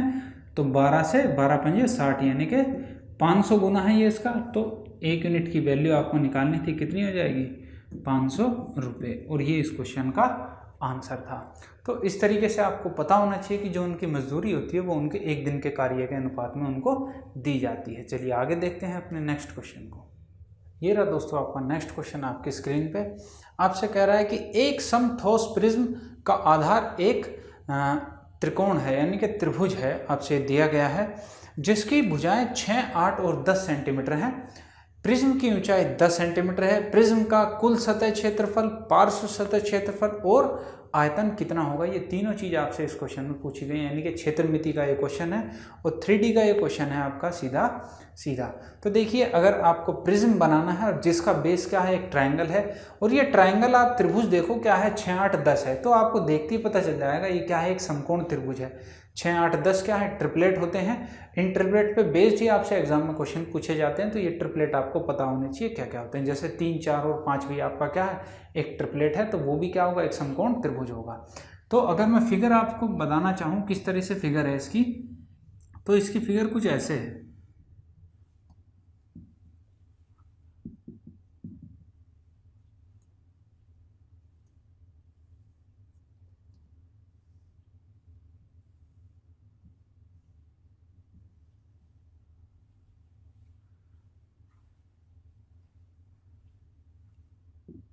ये आपका क्या है, ये आपका एक प्रिज्म है जिसका आधार क्या है, एक त्रिभुज है। तो इस तरीके से प्रिज्म है आपका पूरा का पूरा। तो ये 6, 8 और ये 10 है आपके। इसके 3 फेसेस होंगे, एक तो ये वाला फेस हो गया सामने वाला, एक ऐसे ही एक नीचे फेस है आपका, और एक ये इसके पीछे वाला फेस होगा ये। तो 3 इसके क्या हो जाएंगे, 3 फेस हो जाएंगे, इसकी 3 सतह हो जाएंगी, और फिर से ये क्या होगा, ये ऊपर का इसका हिस्सा हो जाएगा। आपसे इसे पूछा गया है इसका आयतन कितना होगा। अब आयतन के लिए आपको पता है आयतन कैसे निकालोगे आप। आयतन क्या होता है, आधार का क्षेत्रफल और गुणा इसकी ऊंचाई। अब आपको पता है इसकी ऊंचाई आपको क्वेश्चन में कितनी दी गई है, इसकी ऊंचाई 10 सेंटीमीटर दी गई है। अब आधार का क्षेत्रफल कितना हो गया, इसका क्षेत्रफल कितना होगा त्रिभुज का, आपको पता है लंबाई और चौड़ाई जो है इसकी, आधार इंटू ऊंचाई, ये आधार हो गया, ये इसकी ऊंचाई हो गई, तो 1/2 गुणा 6 गुणा 8, ये तो हो गया इसका आधार का क्षेत्रफल, और गुणा ऊंचाई कितनी है इसकी 10, तो ये क्या हो जाएगा, इसका आयतन हो जाएगा इस प्रिज्म का। तो कितना हो गया भाई, 2 से 3, 6, 8, 24, 250, 240 सेंटीमीटर क्यूब, ये क्या हो गया, इसका आयतन हो गया। अगर आप ऑप्शन देखें तो आपको दिख रहा है कि सारे के सारे आपको अलग अलग दिए गए हैं। जब सारे आपको अलग दिए गए हैं तो आपको सिर्फ एक आयतन निकालने से ही आपका आंसर मिल रहा है, तो आप बाकी दोनों चीज़ें निकालना क्यों चाहते हैं, क्योंकि आप अपने टाइम अगर वेस्ट करना चाहते हैं तो आप अगली दोनों चीज़ें भी निकालेंगे, और आपको वहाँ पे एग्ज़ाम में टाइम ही बचाना है, क्योंकि टाइम आपका सबसे ज़्यादा ज़रूरी है, क्योंकि आपको वहाँ पे सारे क्वेश्चन अटैम्प्ट करके आने हैं और सारे के सारे सही अटैम्प्ट करके आने, तभी तो आप दूसरों से आगे निकल पाएंगे। तो इस तरीके से आप अपने ऑप्शंस की भी मदद लिया कीजिए क्वेश्चन को सॉल्व करने में। अगर आगे आप सॉल्व करना चाहते हैं तो आप डायरेक्ट फॉर्मूले होते हैं इनके, आप डायरेक्ट फॉर्मूले से कर सकते हैं। जैसे अब मैं आपको यहाँ से इसका सतह क्षेत्रफल निकालना चाहूँ तो पार्श्व सतह क्षेत्रफल, आपको पता है इसकी 3 सतह होंगी, एक तो ये, एक नीचे वाली और एक ये वाली। तो इनको देख रहे हैं आप, ये वाली जो सतह है इसके लिए क्षेत्रफल क्या हो जाएगा, लंबाई गुणा चौड़ाई, तो 10 गुणा 10, इसके लिए कितना हो जाएगा 8 गुणा 10, इसके लिए कितना हो जाएगा 6 गुणा 10। तो आप कह सकते हैं 10 तो सभी में कॉमन आएगा, 6 + 8 + 10 आ जाएगा इसका पैरामीटर। तो ये क्या हो जाएगा, इनका पार्श्व सतह क्षेत्रफल हो जाएगा। कितना हो जाएगा, 6 और 8 14 और 10 24 और 2.5 240। तो इसका पार्श्व सतह क्षेत्रफल भी कितना आएगा, 240 आएगा। और देखिए ऑप्शन नंबर डी में क्या है, दूसरे नंबर पे जो आपका 240 ही आपको दिया गया है। ऐसे ही अगर टोटल सरफेस एरिया निकालना चाहते हैं, यानी कि कुल सतह का क्षेत्रफल, तो आपको पता है ये तीनों सतह भी आएंगी और साथ में ये वाली सतह और ये वाली सतह जो त्रिभुज की है वो भी आएंगी। अब आपको पता है त्रिभुज का क्षेत्रफल इसका कितना होगा और इसका कितना होगा, आपको पता है 8 6 48, यानी कि 24 इसका है और 24 इसका है क्षेत्रफल। तो 24 24 48 इसमें जोड़ लीजिए तो कितना हो गया, आपको पता है 288 हो गया। और देख लीजिए आपका जो ऑप्शन है डी 288 क्या है आपका, इसका कुल सतह क्षेत्रफल है। तो इस तरीके से आप चीज़ों को बड़ी आसानी से निकाल सकते हैं। चलिए आगे बढ़ते हैं, देखते हैं नेक्स्ट क्वेश्चन को। तो ये रहा दोस्तों आपका नेक्स्ट क्वेश्चन आपकी स्क्रीन पे। आपसे कह रहा है यूनियन को 70 तत्वों के सम्मिलित सकल समुच्चय मान लेते हैं, यानी कि जो यूनियन दिया आपको इसे क्या है, इसमें 70 तत्वों के जो है सम्मिलित समुच्चय है ये। यदि ए और बी इस तरह यूनियन के उप समुच्चय हैं कि NA = 20, NB = 30 and NA * B = 10, तो आपको बताना है N A dash intersection B dash की वैल्यू क्या होगी। तो देखिए वैल्यू आपको डायरेक्ट पता होनी चाहिए कि इसकी वैल्यू डायरेक्ट क्या होती है, नहीं तो आपको जो है काफ़ी टाइम लगेगा इस क्वेश्चन को सॉल्व करने में। तो N A dash intersection B dash की जो वैल्यू होती है वो होती है आपकी N of union minus N A union B. और आपको पता है एन ए यूनियन बी की वैल्यू क्या होगी, तो सभी को पता है इसकी वैल्यू होती है N a plus n into b और minus N a intersection b. अब आप यहाँ से कह सकते हैं सीधा सीधा, ये आपको दिया हुआ है क्वेश्चन में कितना 20, ये आपको दिया है 30 और इसकी वैल्यू दी है 10, तो आप कह सकते हैं ये तो आ गई वैल्यू आपके पास 40। अब आपको एन ऑफ यूनियन देखना है, यानी कि ये जो यूनियन है कितने तत्वों का समूह है। टोटल आपको क्वेश्चन में ये भी दिया है कि ये 70 तत्वों का समूह है, तो 70 में से आपको 40 माइनस करने हैं, तो आंसर क्या आ जाएगा आपका 30 जो है आपका इस क्वेश्चन का सीधा सीधा आंसर आ जाएगा। तो इस पे जो बेस्ड आपके जो फॉर्मूले हैं वो आपको याद होने चाहिए, क्योंकि फॉर्मूला बेस्ड क्वेश्चन आपके बहुत एग्जाम में पूछे जाते हैं।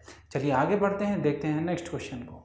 ये रहा दोस्तों आपका नेक्स्ट क्वेश्चन आपकी स्क्रीन पे। आपसे कह रहा है जब 0.232323 और ये चल रहा है आपका इनफाइनाइट तक को एक भिन्न में बदला जाता है तो परिणाम क्या होगा। यानी कि 0.2323 को आपको क्या एक भिन्न के रूप में बदलना है, तो आप इसे कैसा लिख सकते हैं कि 0.2323 अगर ये चलता जा रहा है तो मतलब 2-3 क्या हो रहा है, रिपीट हो रहा है बार बार, तो आप कह सकते हैं 2-3 पे बार है।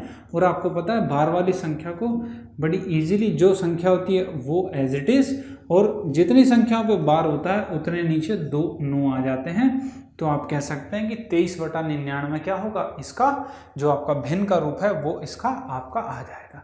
तो इस तरीके से आपके इस पे भी जो रिकरिंग नंबर होते हैं यानी कि जो बार वाले नंबर होते हैं उन पे बेस भी आपके क्वेश्चन यूपीएसआई में पूछे गए हैं। चलिए आगे देखते हैं अपने नेक्स्ट क्वेश्चन को।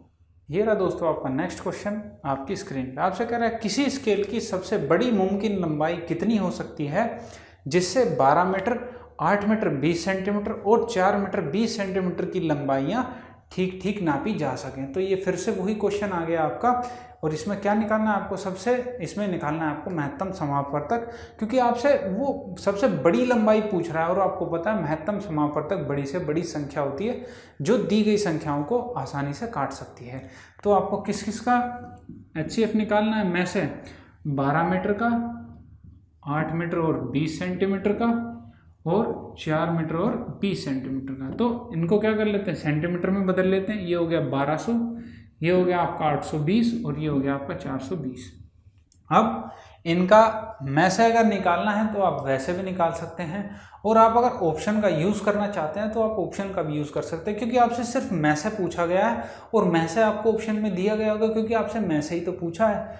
तो क्वेश्चन को जल्दी से जल्दी करने के आपको तरीके तो ढूंढने पड़ेंगे, कैसे आप क्वेश्चन को जल्दी से जल्दी कर सकते हैं। अब में से क्या होता है, बड़ी से बड़ी संख्या होती है, तो सबसे पहले हम क्या करेंगे, बड़ी से स्टार्ट करेंगे।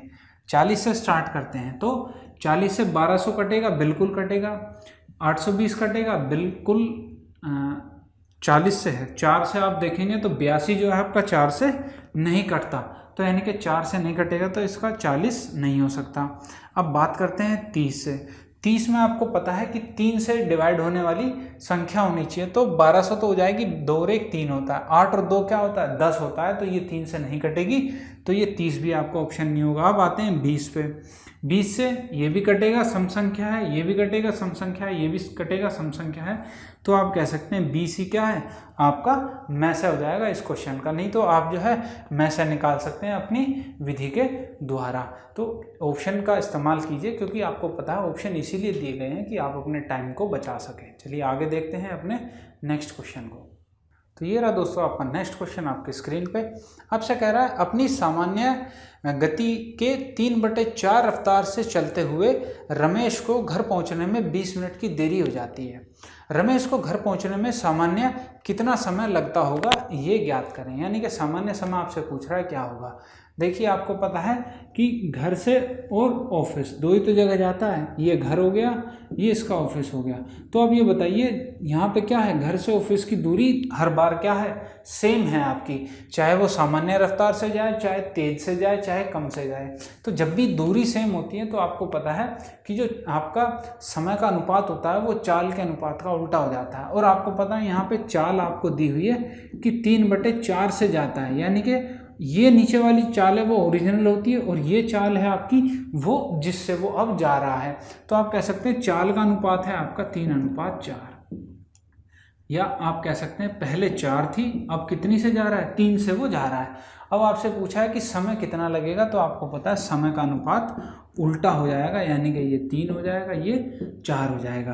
अब आपको पता है कि पहले 3 लगता था, अब 4 टाइम लग रहा है। कितना ज़्यादा लग रहा है, 1 ज़्यादा लग रहा है, 1 यूनिट। और ये आपको दी गई है सवाल में कि 20 मिनट आपको ज़्यादा लगती है, तो 1 यूनिट की वैल्यू 20 मिनट है। तो सामान्य समय आपसे पूछा गया, सामान्य चाल 4 थी तो 3 समय लगता था, तो 3 के हिसाब से कितना समय लगेगा, 60 मिनट, यानी कि 1 घंटा।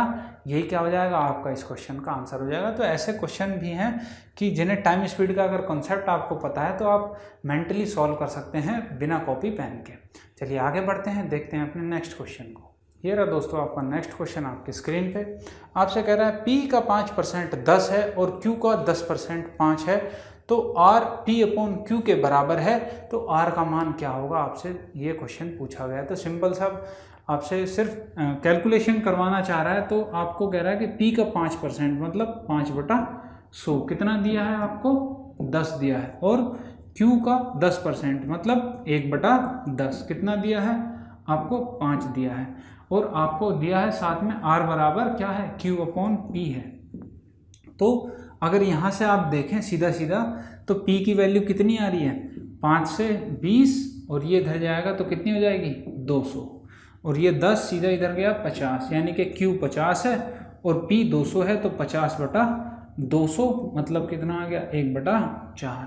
तो सीधा सीधा जैसा क्वेश्चन आपसे कहता जाता है आप भी वैसा वैसा करते जाइए, बड़ी इजीली क्वेश्चन हो जाते हैं, क्योंकि ये बिल्कुल बेसिक क्वेश्चन है, इनमें आपको कुछ नहीं करना है, जैसा क्वेश्चन कहता है वैसा ही आप करते चले जाइए। चलिए ऐसे ही हम भी बढ़ते हैं अपने अगले क्वेश्चन की तरफ। नेक्स्ट क्वेश्चन ये रहा दोस्तों आपकी स्क्रीन पे। आपसे कह रहा है कि 60 के गुणनखंडों की संख्या ज्ञात करो, यानी कि 60 के कितने गुणनखंड हो सकते हैं, आपसे ये क्वेश्चन में पूछ रहा है। तो दोस्तों गुणनखंड के जो क्वेश्चन होते हैं जिनमें आपको पता करना होता है, या तो आपको इनका फॉर्मूला पता हो कि कैसे निकाल सकते हैं, या सीधा सीधा बात है कि आपको गुणनखंड निकालने हैं तो आपको अभाज्य इसके जो है फैक्टर निकालने पड़ेंगे, अभाज्य गुणनखंड कितने हो सकते हैं इसके।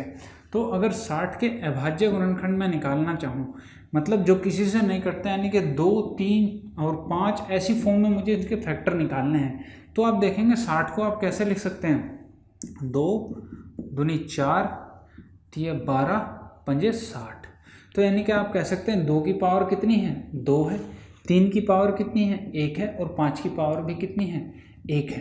तो आपको पता होना चाहिए कि गुणनखंड अगर आपको निकालने हैं तो ये क्या हो जाता है, ये 2 की पावर A, 3 की पावर B, 5 की पावर C अगर आपके फैक्टर आ जाते हैं तो आप डायरेक्ट कह सकते हैं कि A+1, B+1 और C+1 तीनों में एक एक जोड़ दीजिए, वो उनके फैक्टर हो जाते हैं। तो 2+1 गुणा 1+1 और गुणा 1+1, यानी कि 3 दूनी 6 दूनी 12। कितने गुणनखंड आ जाएंगे इसके, 12, और ये आपका इस क्वेश्चन का आंसर हो जाएगा। तो इस तरीके से गुणनखंड आप किसी भी संख्या के निकाल सकते हैं। चलिए आगे देखते हैं अपने नेक्स्ट क्वेश्चन को। ये रहा दोस्तों आपका नेक्स्ट क्वेश्चन आपकी स्क्रीन पे। आपसे कह रहा है 2 रेलवे स्टेशन A और B एक दूसरे से 180 किलोमीटर दूर दूरी पर है। ट्रेन M स्टेशन A से सुबह 7 बजे निकलती है और स्टेशन B की ओर 20 किलोमीटर प्रति घंटे की रफ्तार से चलती है। ट्रेन P स्टेशन B से सुबह 8 बजे निकलती है और स्टेशन A की तरफ 25 किलोमीटर प्रति घंटा की रफ्तार से चलती है। तो वे दोनों कितने बजे मिलेंगी। तो देखिए ऐसा क्वेश्चन आपको पहले भी आया है, यही अभी लास्ट क्वेश्चन था कुछ क्वेश्चन पहले। तो सीधा सीधा आपसे क्या कह रहा है कि दोनों ट्रेन आपस में मिल रही हैं, इनके बीच की दूरी यहाँ पे 110 दी है। इसे डायरेक्ट करते हैं भाई, ये 7 बजे चलती है और ये कितने 8 बजे चलती है। ये यहाँ से 25 की रफ्तार से है, ये यहाँ से 20 की रफ्तार से। तो भाई दोनों को 8 बजे चलाना है तो 8 बजे चलाओ। ये 1 घंटे में कितनी 20 किलोमीटर चलेगी। दूरी बच गई इनके बीच कितनी 90। आप डायरेक्ट कह सकते हैं कि इन दोनों की सापेक्ष चाल कितनी हो जाएगी 45। तो सीधा सीधा 45 से डिवाइड करो, कितनी बार 2 बार जाएगा, यानी कि 2 घंटे का समय लगेगा इन्हें मिलने में एक साथ। तो हमने कितने बजे चलाया इन दोनों को एक साथ 8 बजे चलाया है। तो 8 बजे से कितने बजे मिलेंगी, यानी कि 10 बजे दोनों ट्रेन एक दूसरे से मिलेंगी। तो इसका आंसर हो जाएगा 10 बजे। ये आपका इस क्वेश्चन का आंसर हो जाएगा। तो इस तरीके से सीधे सीधा क्वेश्चन को करना है। चलिए आगे बढ़ते हैं, देखते हैं नेक्स्ट क्वेश्चन।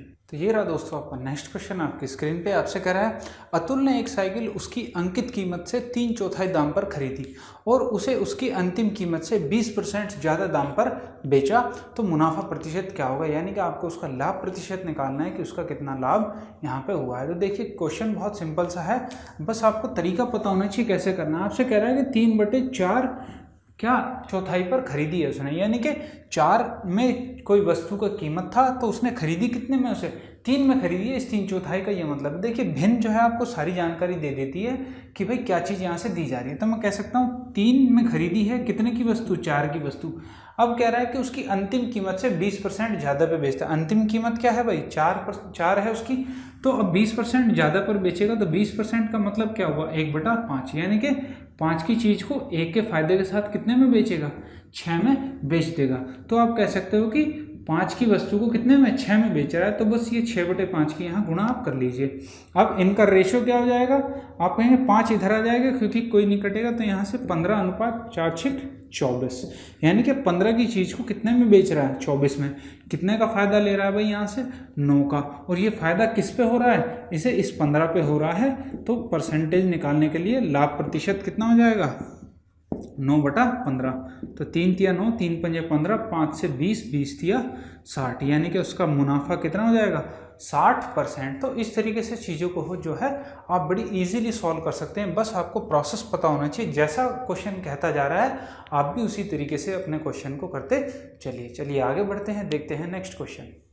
ये रहा दोस्तों आपका नेक्स्ट क्वेश्चन आपकी स्क्रीन पे। आपसे कह रहा है सेब, संतरे और आम की संख्या क्रमशः 5:7:8 के अनुपात में है। फल विक्रेता ने फलों की संख्या को क्या किया है, क्रमशः 40, 50 और 75% से बढ़ा दिया है। तो आपको बताना है फलों का अनुपात अब क्या होगा।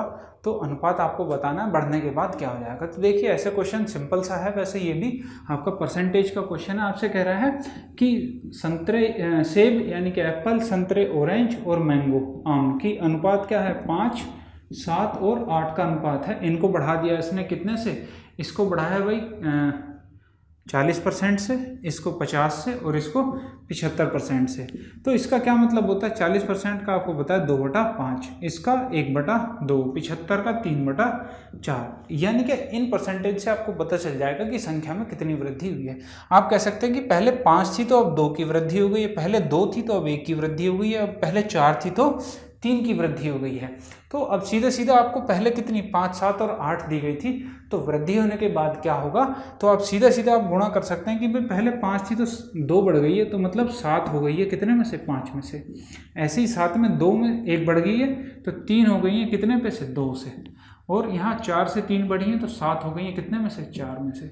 बस इनको सॉल्व करना है आपको। 5 से 5 कट गया, 4 से ये 8 कट गया और 7 से ये 7, ये भी 7, यहाँ बच गया आपका नीचे 2 बच गया। तो 2 आपका फ्रैक्शन में नहीं होना चाहिए। जब भी आप रेशो निकालते हैं तो इस 2 को आपको ख़त्म करेंगे तो क्या आएगा, यहाँ पे 2 से मल्टीप्लाई करेंगे, यहाँ 2, यहाँ 3 और यहाँ पे 2 दूनी 4, यानी कि आपका अनुपात क्या बच जाएगा 2:3:4। ये हो जाएगा आपका इस क्वेश्चन का आंसर कि नया जो अनुपात होगा आपका वो होगा 2, 3 और 4 का। तो बिल्कुल सिंपल तरीके से आप भी चीज़ों को सॉल्व करने की कोशिश किया कीजिए। चलिए आगे बढ़ते हैं, देखते हैं नेक्स्ट क्वेश्चन। ये रहा दोस्तों आपका नेक्स्ट क्वेश्चन आपके स्क्रीन पे। आपसे कह रहा है एक ट्रेन अपनी यात्रा के पहले 10 घंटे 24 किलोमीटर प्रति घंटा और शेष 6 घंटे 60 किलोमीटर प्रति घंटा की रफ्तार से तय करती है। तो ट्रेन की औसत गति बतानी है क्या होगा। तो औसत गति आप सभी को पता है, औसत गति क्या होती है, चली गई कुल दूरी बटे लगा कुल समय, यानी कि दूरी बटे समय हो गया। अब दूरी आपको निकालनी है तो दूरी क्या होगा, आपको औसत चाल निकालनी है तो क्या हो जाएगी कुल दूरी। दूरी कितनी होगी भाई 10 घंटे में 24 किलोमीटर प्रति घंटा की रफ्तार से चलती है, तो ये दूरी हो गई 10 गुना 24 यानी कि 240, और दूसरी हो जाएगी 6 घंटे में 60 किलोमीटर प्रति घंटे की चाल से कितनी दूरी तय करेगी 360। तो 240 और 360 हो गई टोटल दूरी, यानी आप कह सकते हो 600 बटे समय। टोटल समय कितना समय लगता है, तो 10 वहाँ पे लग रहे हैं और 6 घंटे वहाँ पे लग रहे हैं, तो कितने लग रहे हैं 16। तो डिवाइड कर लीजिए 16 और 60 600 को, तो 16 थी 48, 12 120, 16 सत्ते 112 बच के 8 80 और 16 पंजे 80, 37.5 किलोमीटर प्रति घंटा। ये क्या हो जाएगी आपकी औसत चाल हो जाएगी उस आपकी ट्रेन की। तो इस तरीके से तो बिल्कुल सिंपल था, आपको बेसिक फार्मूला पता है तो आप बेसिक फार्मूला से करते तब भी कोई दिक्कत नहीं थी। चलिए आगे बढ़ते हैं, देखते हैं अपने नेक्स्ट क्वेश्चन को। ये रहा दोस्तों आपका नेक्स्ट क्वेश्चन आपकी स्क्रीन पे। आपसे कह रहा है कि x² + 146 का स्क्वायर बराबर 232 का स्क्वायर माइनस 52 का स्क्वायर माइनस 5468। तो आपको बताना x ज्ञात करें, यानी कि x का मान आपको ज्ञात करना है। देखिए ऐसा क्वेश्चन अगर आपको आता है तो आपको तरीका भी खोजना पड़ेगा कि इस तरीके क्वेश्चन को कैसे सॉल्व करते हैं। यदि आप इसका स्क्वायर खोल के इसे सॉल्व करने लग गए बेसिक तरीके से तो आपको बहुत ज़्यादा टाइम वेस्ट हो जाएगा एग्जाम में, और इतना टाइम आपको वेस्ट नहीं करना है क्योंकि आपको बहुत ही कम समय दिया जाता है एग्जाम में क्वेश्चन को सॉल्व करने के लिए। तो सबसे ज़रूरी आप क्या मेथड अप्लाई कर सकते हैं। देखिए आप अगर ऑप्शन पर नज़र डालते हैं तो सारे ऑप्शन आपको अलग अलग दिए गए हैं, तो अलग अलग दिए गए हैं इसका मतलब क्या है, मैं ऐसे क्वेश्चन में अपना मेथड यूज़ कर सकता हूँ इकाई के अंक का। मैं अगर सभी के इकाई के अंक को देख लूँ क्या है तो मुझे यहाँ से पता लग जाएगा कि मेरा आंसर क्या होगा। तो चलिए देखते हैं कैसे करना है।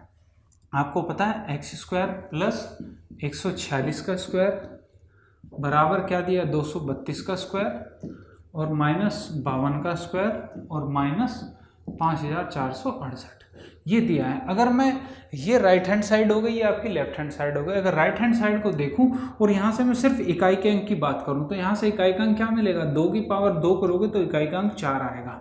यहाँ से भी इकाई का अंक 4 आएगा और यहाँ पे आपका इकाई का अंक 8 दिया है। तो अगर इकाई की अंक बात करो तो 4 में से आपको क्या घटाना है, 8 और 4 12, या आप ऐसा कह सकते हो 4 में से 4 घटाऊंगा तो 0 और 0 में से 8 घटाऊंगा तो क्या आएगा 0 है, हासिल आएगा यहाँ से तो 10, 10 में से 8 जाएगा, क्या बचेगा 2। अब आपको लेफ्ट हैंड साइड को देखना है। यहाँ पे आपके पास 6 का स्क्वायर है मतलब 36, 36 से 6 इकाई का अंक आ गया। अब यहाँ पे आपको x का स्क्वायर करना है। अब यहाँ पे आपको ऐसी संख्या का स्क्वायर करना है जिसमें मैं 6 जोड़ूँ और इकाई का अंक क्या आ जाए उसका 2 आ जाए। तो ऐसी ऑप्शन क्या हो सकता है आपके पास, सिर्फ एक ही ऑप्शन है जिसमें आप 6 जोड़ोगे तो 2 मिल जाएगा आपको, वो है 6 आपका, क्योंकि 6 और 6 क्या हो जाएंगे 12। अब आपको पता है 6 इकाई का अंक किस किस में आ सकता है आपका, भाई अगर आपके पास 6 है, 6 का स्क्वायर करो तो क्या आता है 36, तो यहाँ से आपको क्या मिल जाएगा 6 मिल जाएगा। और यही आपका एक 6 है जहाँ पे आप स्क्वायर करते हैं तो आपका 6 आता है, या फिर आपके पास है 4 का स्क्वायर करते हैं तो क्या मिलेगा 16, तब 6 आएगा, 6 और 6 12 हो जाएंगे। तो आपको ऐसी संख्या देखनी है ऑप्शन में से जिसका इकाई का अंक या तो 6 हो या 4 हो। आपको इकाई का अंक 6 वाली एक ही संख्या दी गई है 156 C, तो C ऑप्शन आपका क्या हो जाएगा बिल्कुल करेक्ट हो जाएगा, यानी कि x की वैल्यू क्या हो जाएगी 156। और ये इस क्वेश्चन को करने का सबसे आसान तरीका था, इससे जो है आप मेंटली सॉल्व कर सकते थे अपने क्वेश्चन को बिना कॉपी पेन चलाए हुए। चलिए आगे बढ़ते हैं, देखते हैं अपने नेक्स्ट क्वेश्चन को। ये रहा दोस्तों आपका नेक्स्ट क्वेश्चन आपकी स्क्रीन पे। आपसे कह रहा है शिवा ने एक निश्चित दिन ₹2000 साधारण ब्याज और चक्रवृद्धि ब्याज पर निवेश किए। यदि ब्याज पर 6% है, ब्याज दर जो है 6% है, तो 3 साल की अवधि के लिए साधारण ब्याज और चक्रवृद्धि ब्याज का आपको अंतर निकालना है कि SI और CI का डिफरेंस क्या हो जाएगा। अगर आपको 3 साल के CI का आपको रेशो पता है तो आप बड़ी इजीली इस क्वेश्चन को कर सकते हैं, अगर नहीं पता है तो पता कीजिए कि रेशो क्या होता है। तो देखिए 3 साल का जो CI का रेशो होता है टोटल, वो होता है 3, 3 और 1 का। ये 3 साल का टोटल क्या है मेरा CI है। अब आपको पता है इसमें से अगर मैं SI की बात करूं साधारण ब्याज की, तो वो क्या होगा, ये 3 यूनिट क्या होती हैं, ये SI की होती हैं, यानी कि साधारण ब्याज की होती हैं। और जो बाकी बच जाता है वो क्या होता है, डिफरेंस होता है किसका, चक्रवृद्धि ब्याज और साधारण ब्याज का, यानी कि 3 और 1 जो है ये रेशो किसके हैं, ये CI माइनस SI है, यानी कि चक्रवृद्धि ब्याज माइनस साधारण ब्याज का अंतर है। बस मुझे इनकी ही वैल्यू निकालनी है, यहाँ से क्या होगी। अब इनकी वैल्यू अगर आप निकालनी है तो आपको पता है 2000 रुपये आपने निवेश किए थे, कितने की दर से, 6 की दर से। तो पहली यूनिट निकालने के लिए पहली बार इस पर ब्याज दर लगा दीजिए, कितना आ जाएगा भाई 120।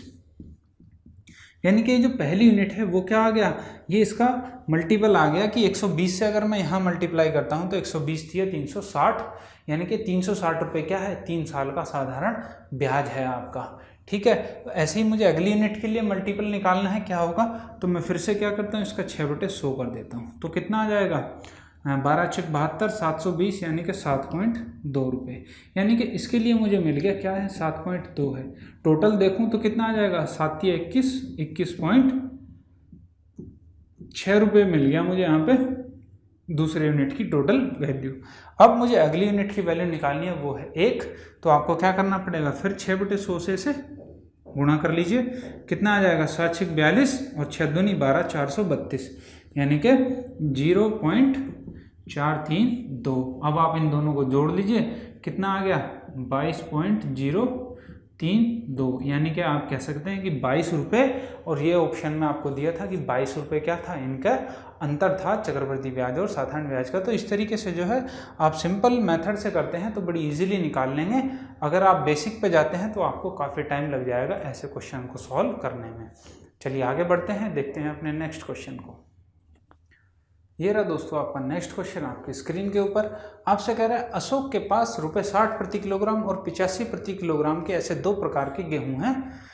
यदि वो इनके मिश्रण को 84 रुपये प्रति किलोग्राम में बेचकर 20% का मुनाफा कमाता है तो मिश्रण में इस प्रकारों का अनुपात क्या होगा। यानी कि जो गेहूं है इनका अनुपात आपको बताना है, मिश्रण में क्या हो जाएगा। तो मिश्रण एलिगेशन का ये क्वेश्चन है।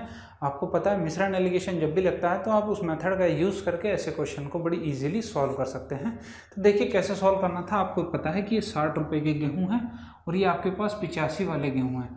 इनको आपको मिलाना है और बेचना है और आपको बताना है कि अनुपात जो है इनका क्या हो जाएगा वो बताना। आपको पता है जब भी आप मिलाते हैं चीज़ों को तो उनकी लागत मूल्य के हिसाब से मिलाते हैं, यानी कि जो उनका क्रय मूल्य होता है। अब यहाँ पे जो आपको मिला के जो दिया गया है, आपको क्या दिया गया है कि 84 रुपये में आप बेच रहे हो, ये आपको बेचने का दिया गया है। तो बेचने का नहीं, मुझे इसका क्रय मूल्य निकालना है, इसकी लागत मूल्य क्या रही होगी। तो 84 रुपये कब है, जब आप इसे 20% प्रॉफिट पे बेचते हो, लाभ पर। तो 20% का मतलब 1/5, यानी कि 5 की चीज़ को एक मुनाफे के साथ कितने में, 6 में बेच रहे हो। तो ये 84 जो है कितने यूनिट की वैल्यू है, 6 यूनिट की। तो 1 यूनिट की वैल्यू कितनी हो जाएगी भाई, 14×6 = 84, 14 रुपये। तो जो 5 यूनिट इसकी लागत मूल्य थी कितनी हो जाएगी, 14×5 = 70। तो 70 आएगा यहाँ पे। अब कुछ नहीं करना, सीधा माइनस करना है। तो ये माइनस करेंगे, 85 में 70 15 और 70 में से 60 10, यानी कि इनके बीच अनुपात क्या आ गया, 5×6 = 15, 5×2 = 10। 3:2 के अनुपात में क्या किया है आपने, उन दोनों गेहूँों को मिलाया है। तो इस तरीके से जो है आप क्वेश्चन को बड़ी इजीली सॉल्व कर सकते हैं। बस आपको मेथड पता होना चाहिए किस तरीके से सॉल्व किया जाता है। चलिए आगे देखते हैं अपने नेक्स्ट क्वेश्चन को। ये रहा दोस्तों आपका नेक्स्ट क्वेश्चन आपकी स्क्रीन के ऊपर। आपसे कह रहा है कि यदि 21 अक्टूबर को रविवार है तो 21 नवंबर को कौन सा दिन होगा। यानी कि ये क्वेश्चन आपका कैलेंडर से है और कैलेंडर के क्वेश्चन में आपको पता है जब भी दिनों की बात आएगी निकालने की तो आपको क्या 7 से डिवाइड करना पड़ेगा। आपको निकालने पड़ेंगे वहाँ कितने विषम दिन हैं, यानी कि ओड डेज की आपको संख्या निकालनी पड़ेगी। तो आपको पता है आपको निकालना क्या है, 21 अक्टूबर से निकालना है कि आपको 21 नवंबर का कौन सा दिन होगा। तो बस मुझे यहाँ से यहाँ तक टोटल दिन निकालने हैं कितने होंगे। आपको पता है अक्टूबर 31 दिन का होता है, तो 21 अक्टूबर से 21 नवंबर कितने दिन हो जाएंगे, 31 दिन हो जाएंगे। और इसे आप किससे भाग देंगे, 7 से। आपको पता चलेगा कि शेषफल कितना आएगा, 3। और मुझे शेषफल ही निकालना होता है क्योंकि यही क्या होते हैं, मेरे ओड डेज होते हैं, यानी कि जो रिमाइंडर है वही मेरा ओड डेज विषम दिन होते हैं। तो 3 आ गए। बस इन 3 दिनों को आपको इसमें जोड़ देना है। यहाँ क्या था, रविवार था, तो जैसे ही आप इसे जोड़ेंगे 3 दिनों को तो क्या मिलेगा आपको, बुधवार।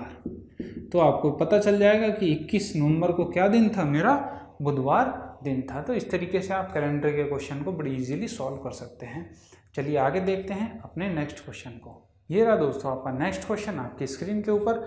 आपसे कह रहा है अजय ने अपनी जमा पूंजी एक बैंक में निवेश की। ये राशि साधारण ब्याज से 2 साल में 1120 और 5 साल में 1300 हो जाती है। तो मूल राशि कितनी होगी, लगभग आपको ये बताना है क्वेश्चन का। तो सिंपल सा क्वेश्चन, बिल्कुल एसआई से साधारण ब्याज से आपका पूछा गया है। तो साधारण ब्याज में आपको पता है कि अगर ये मेरी धनराशि है और ये धनराशि 2 साल के बाद कितनी हो जा रही है, 1120 हो जा रही है। और ये कह रहा है यही धनराशि 5 साल बाद, 5 साल बाद का मतलब है कि कितनी, 1300 हो जा रही है। तो 5 साल के बाद का मतलब है कि इस धनराशि के 2 साल बाद, ये 2 साल तो यहाँ तक हो गए, तो मैं इसके कह सकता हूँ कि इसके 3 साल बाद ये धनराशि कितनी हो जाती है, 1300 हो जाती है। तो ये इसका एक फिगर हो गया आपका, 2 साल बाद 1120 और इसके 3 साल बाद कितनी हो जाएगी, 1300 रुपये हो जाएगी। तो जैसे ही 1300 रुपये हुई, आपको पता चल गया कि 3 साल में मेरी जो धनराशि है वो 1120 से कितनी हो जा रही है, आपकी 1300 रुपये हो जा रही है। तो कितनी ज़्यादा बढ़ रही है, आप कहोगे जी 180 रुपये ज़्यादा बढ़ रही है। और यही क्या है, आपका 3 साल का साधारण ब्याज है, क्योंकि साधारण ब्याज में आपका सिर्फ ब्याज ऐड होता है हर साल का ब्याज, और ब्याज भी क्या होता है, सेम रहता है हर साल का। तो 3 साल में आपको ब्याज कितना मिल रहा है, 180 रुपये। तो आप कह सकते हो 1 साल में कितना ब्याज मिल रहा होगा, 60 रुपये। जब 1 साल में 60 मिल रहा है तो 2 साल में ये कितना ब्याज मिला, 120 रुपये ब्याज मिला होगा आपको।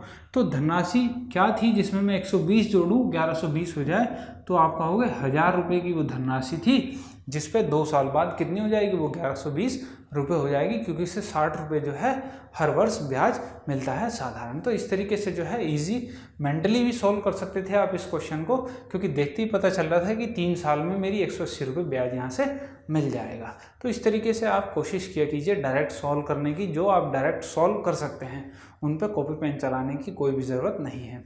चलिए आगे बढ़ते हैं, देखते हैं अपने नेक्स्ट क्वेश्चन को। ये रहा दोस्तों आपका नेक्स्ट क्वेश्चन आपकी स्क्रीन के ऊपर। आपसे कह रहा है जिन अंकों में 56 का फर्क हो और पहला अंक दूसरे का 2/9 हो, उनका अनुपात ज्ञात करो, क्या होगा। तो देखिए क्वेश्चन में आपको दिया गया है कि पहला अंक दूसरे का 2/9 है, यानी कि इस 2/9 का ही मतलब क्या है, आप समझे कि बड़ी वाली संख्या अगर 9 है दूसरी संख्या, तो पहली संख्या क्या है, 2 है। तो उनके बीच अनुपात आपको पता चल गया 2:9 है। तो आपको पता है कि इन दोनों के बीच जो फर्क दिया है, यानी कि अंतर, वो कितना है, 7 यूनिट का है, यहाँ से दिख रहा है। और ये आपको सवाल के अनुसार कितना दिया गया है, 56। तो 1 यूनिट की वैल्यू कितनी हो जाएगी, 8 हो जाएगी। और 8 से आप कहेंगे 8 दूनी 16 और 8 नम 72, और आपका आंसर आ जाएगा 16:72 है। वो क्या है, वो दोनों संख्याएं हो जाएंगी। देखिए वैसे इस क्वेश्चन को सॉल्व करने की कोई ज़रूरत थी नहीं, क्योंकि आपको अगर ऑप्शन पे एक बार नज़र डाल लेते तो आपको पता चल जाता कि आपको ऐसे ऑप्शन दिए गए हैं कि जो डायरेक्ट उनकी वैल्यू है। तो आपसे देखिए 14 और 56 में अगर डिफरेंस देखते हैं, कितने का डिफरेंस है आपका डिफरेंस पता चल जाएगा आपको क्या है कि 42 का डिफरेंस है आपका 14 और 56 में। अगर इनका रेशो भी आप देख लेते कि रेशो क्या आ रहा है, तो 14 एकम 14 और 14 चौक 56 1:4 है, यानी कि पहली संख्या 1 दूसरी 4 है। और जबकि आपको पता है कि 2/9 आपको दिया था, तो आप सीधा सीधा वहाँ से निकाल लेते किस रेशो के बीच आपको 2:9 मिल जाएगा, और वही आपका क्या हो जाएगा, इस क्वेश्चन का आंसर हो जाता।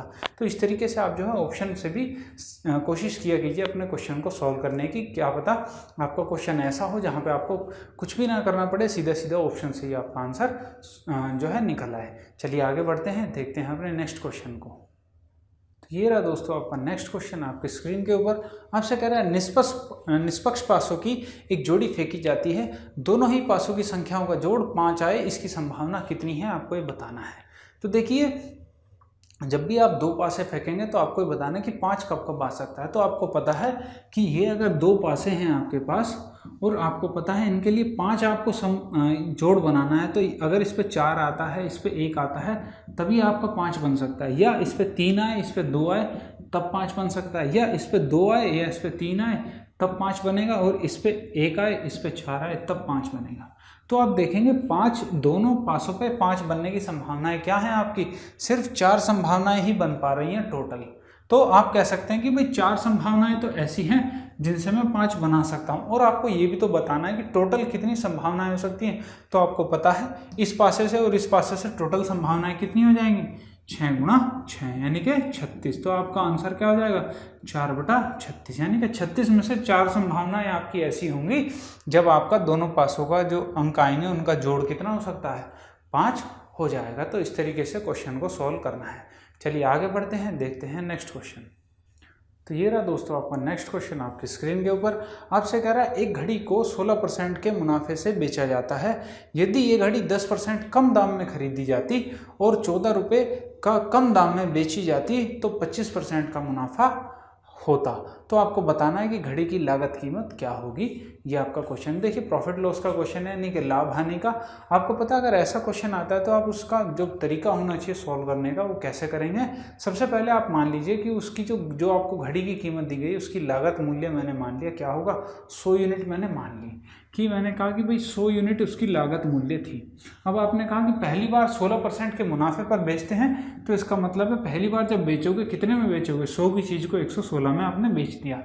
अब आपसे कह रहा है कि यदि ये घड़ी 10% कम कीमत पे खरीदी गई होती, भाई पहले 100 में खरीद रहा था अब कितने में खरीदेगा, 10% कम का मतलब 90 में उसे खरीदेगा। और उसे कह रहा है कि 14 रुपये कम में बेचे, तो उसका मुनाफा दिया है आपको 25% का मुनाफा होता है। तो 25% का मुनाफे का मतलब क्या है, 25 का मतलब 1/4, यानी कि 4 की चीज़ पे 1 का मुनाफा लेगा, यानी कि 4 की चीज़ को कितने में बेच रहा है 5 में। तो बस आपको यहाँ पे मल्टीप्लाई कर देनी है 90 में 5/4 की। तो आप कहेंगे 9 पंजे 45, 450/4 कितना आ जाएगा, 4 एकम 4 और ये 112.5, यानी कि पहले आप 116 यूनिट में बेच रहे थे, अब आप बेच रहे हो 112.5 यूनिट में। अब आपको दिख रहा है यहाँ से पहले ज़्यादा में बेच रहे थे अब कम में बेच रहे हो, और यही आपको क्वेश्चन में दिया गया है कि ये जो कम बिक रहा है यहाँ पे कितना कम बिक रहा है, 3.5 यूनिट कम। लेकिन सवाल के अनुसार इसको कितने रुपए कम में बेच रहे हो आप, 14 रुपये कम में बेच रहे हो। तो इस 3.5 की वैल्यू कितनी आ गई आपकी, 14 रुपये। तो 1 यूनिट की वैल्यू कितनी आ जाएगी, 14/3.5। इसे हटाओगे 0 और 35 से 140 कितनी बार, 4 बार कटेगा, तो 1 यूनिट की वैल्यू आ गई 4। तो आप कह सकते हो कि जो लागत मूल्य थी 100 यूनिट कितनी हो जाएगी, 100 गुणा 4, 400 रुपये। और ये क्या हो जाएगा, इस क्वेश्चन का आंसर हो जाएगा। तो इस तरीके के क्वेश्चन जो है आप इस मेथड से करें तो बहुत इजी हो जाता है आप लोगों के लिए सॉल्व करना। अगर बेसिक से जाते हैं तो आपका काफ़ी टाइम इस क्वेश्चन पे वेस्ट हो जाएगा। चलिए आगे बढ़ते हैं, देखते हैं नेक्स्ट क्वेश्चन को। ये रहा दोस्तों आपका नेक्स्ट क्वेश्चन आपकी स्क्रीन के ऊपर। आपसे कह रहा है एक आदमी ने 5 चीज़ें 1 रुपये में खरीदी, उसे 1 रुपये में कितनी चीज़ें बेचनी चाहिए ताकि उसे कितना 25% का मुनाफा हो, यानी कि 25% का उसे लाभ होना चाहिए।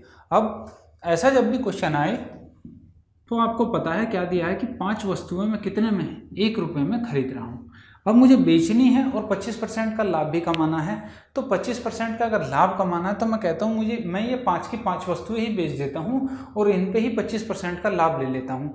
तो आप कहोगे 5 वस्तुओं पे 25% का लाभ लूँगा तो ये 1 रुपये की कीमत कितनी हो जाएगी, इसका 25% आप ऐड कर लेंगे तो ये कितनी हो जाएगी, 1.25 रुपये हो जाएगी। अब यानी कि 5 वस्तुएं आप कितने में बेच रहे हो, 1.25 रुपये में आप बेच रहे हो। आपको पता है 1 रुपये में बेचनी है तो 1 रुपये के लिए क्या करेंगे, 5/125, 1.25। तो यहाँ से 2 0 घटाएंगे और 125 से 500 कितनी बार जाएगा, 4 बार। तो यानी कि 1 रुपये में आप कितनी वस्तुएं बेचेंगे, 4 वस्तुएं बेचेंगे, तो आपको क्या हो जाएगा, 25% का प्रॉफिट हो जाएगा। तो इस तरीके से जो है बेसिक से भी आप करते हैं चीज़ें तो बहुत इजी हो जाती हैं आपके लिए सॉल्व करना। कुछ क्वेश्चंस ऐसे होते हैं जिन्हें आप बेसिक से करें या एडवांस मेथड से करें तो दोनों जो है आपका सेम टाइम लेते हैं। तो ऐसी ये भी चीज़ें आपको सीखनी है कि कहाँ आपको एडवांस तरीका यूज़ करना है और किस टाइप के क्वेश्चन में आपको बेसिक तरीका भी यूज़ करके आप उस क्वेश्चन को ईजिली सॉल्व कर सकते हैं।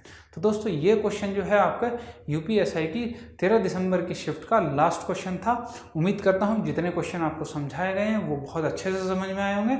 अगर किसी भी क्वेश्चन में आपको कोई भी प्रॉब्लम है तो आप कमेंट सेक्शन में कमेंट करके बता सकते हैं। और दोस्तों अगर ये वीडियो आपको पसंद आई है तो इस वीडियो को लाइक करें और ज़्यादा से ज़्यादा अपने दोस्तों में शेयर करें। और दोस्तों ये सारी चीज़ें इतनी डिटेल में आपको इसलिए समझाई जा रही हैं ताकि आपके आने वाले एग्जाम में अगर इस टाइप से क्वेश्चन आपके आते हैं तो आप उन क्वेश्चनों को ये इस तरीके से जो है अप्रोच करके आप बहुत ईजिली सॉल्व कर सकते हैं और सारे क्वेश्चनों को बिल्कुल सही सॉल्व कर सकते हैं और आप दूसरे स्टूडेंट से बहुत आगे निकल सकते हैं। तो आपको बस तरीके सीखने हैं कि कैसे आप जो है चीज़ों को बहुत अच्छे से सॉल्व कर सकते हैं और बिल्कुल सही सॉल्व कर सकते हैं। और दोस्तों अगर आपने हमारे चैनल को अब तक सब्सक्राइब नहीं किया है तो इसे सब्सक्राइब कर लें और साथ ही बेल आइकन को दबा लें जिससे आपको आगे आने वाली नोटिफिकेशन भी मिलती रहें। और दोस्तों हमारे साथ बने रहिए, आपको ऐसी बहुत अच्छी चीज़ें सीखने को मिलेंगी, आपको तरीके सीखने को मिलेंगे, आपको ये भी पता लगेगा कि किस टाइप के क्वेश्चन को जो है आप ऑप्शन से यूज़ करके जो है उसको सॉल्व कर सकते हैं। और आप देखेंगे धीरे धीरे आप भी जो है इस तरीके से क्वेश्चन को सॉल्व करने में माहिर हो जाएंगे और आप भी जो है बहुत ईजिली क्वेश्चन सॉल्व कर पाएंगे। तो चलिए दोस्तों, मिलते हैं अब अपनी अगली वीडियो में जिसमें हम आपके लिए नेक्स्ट पेपर लेके आएंगे यूपीएसआई का। Thank you.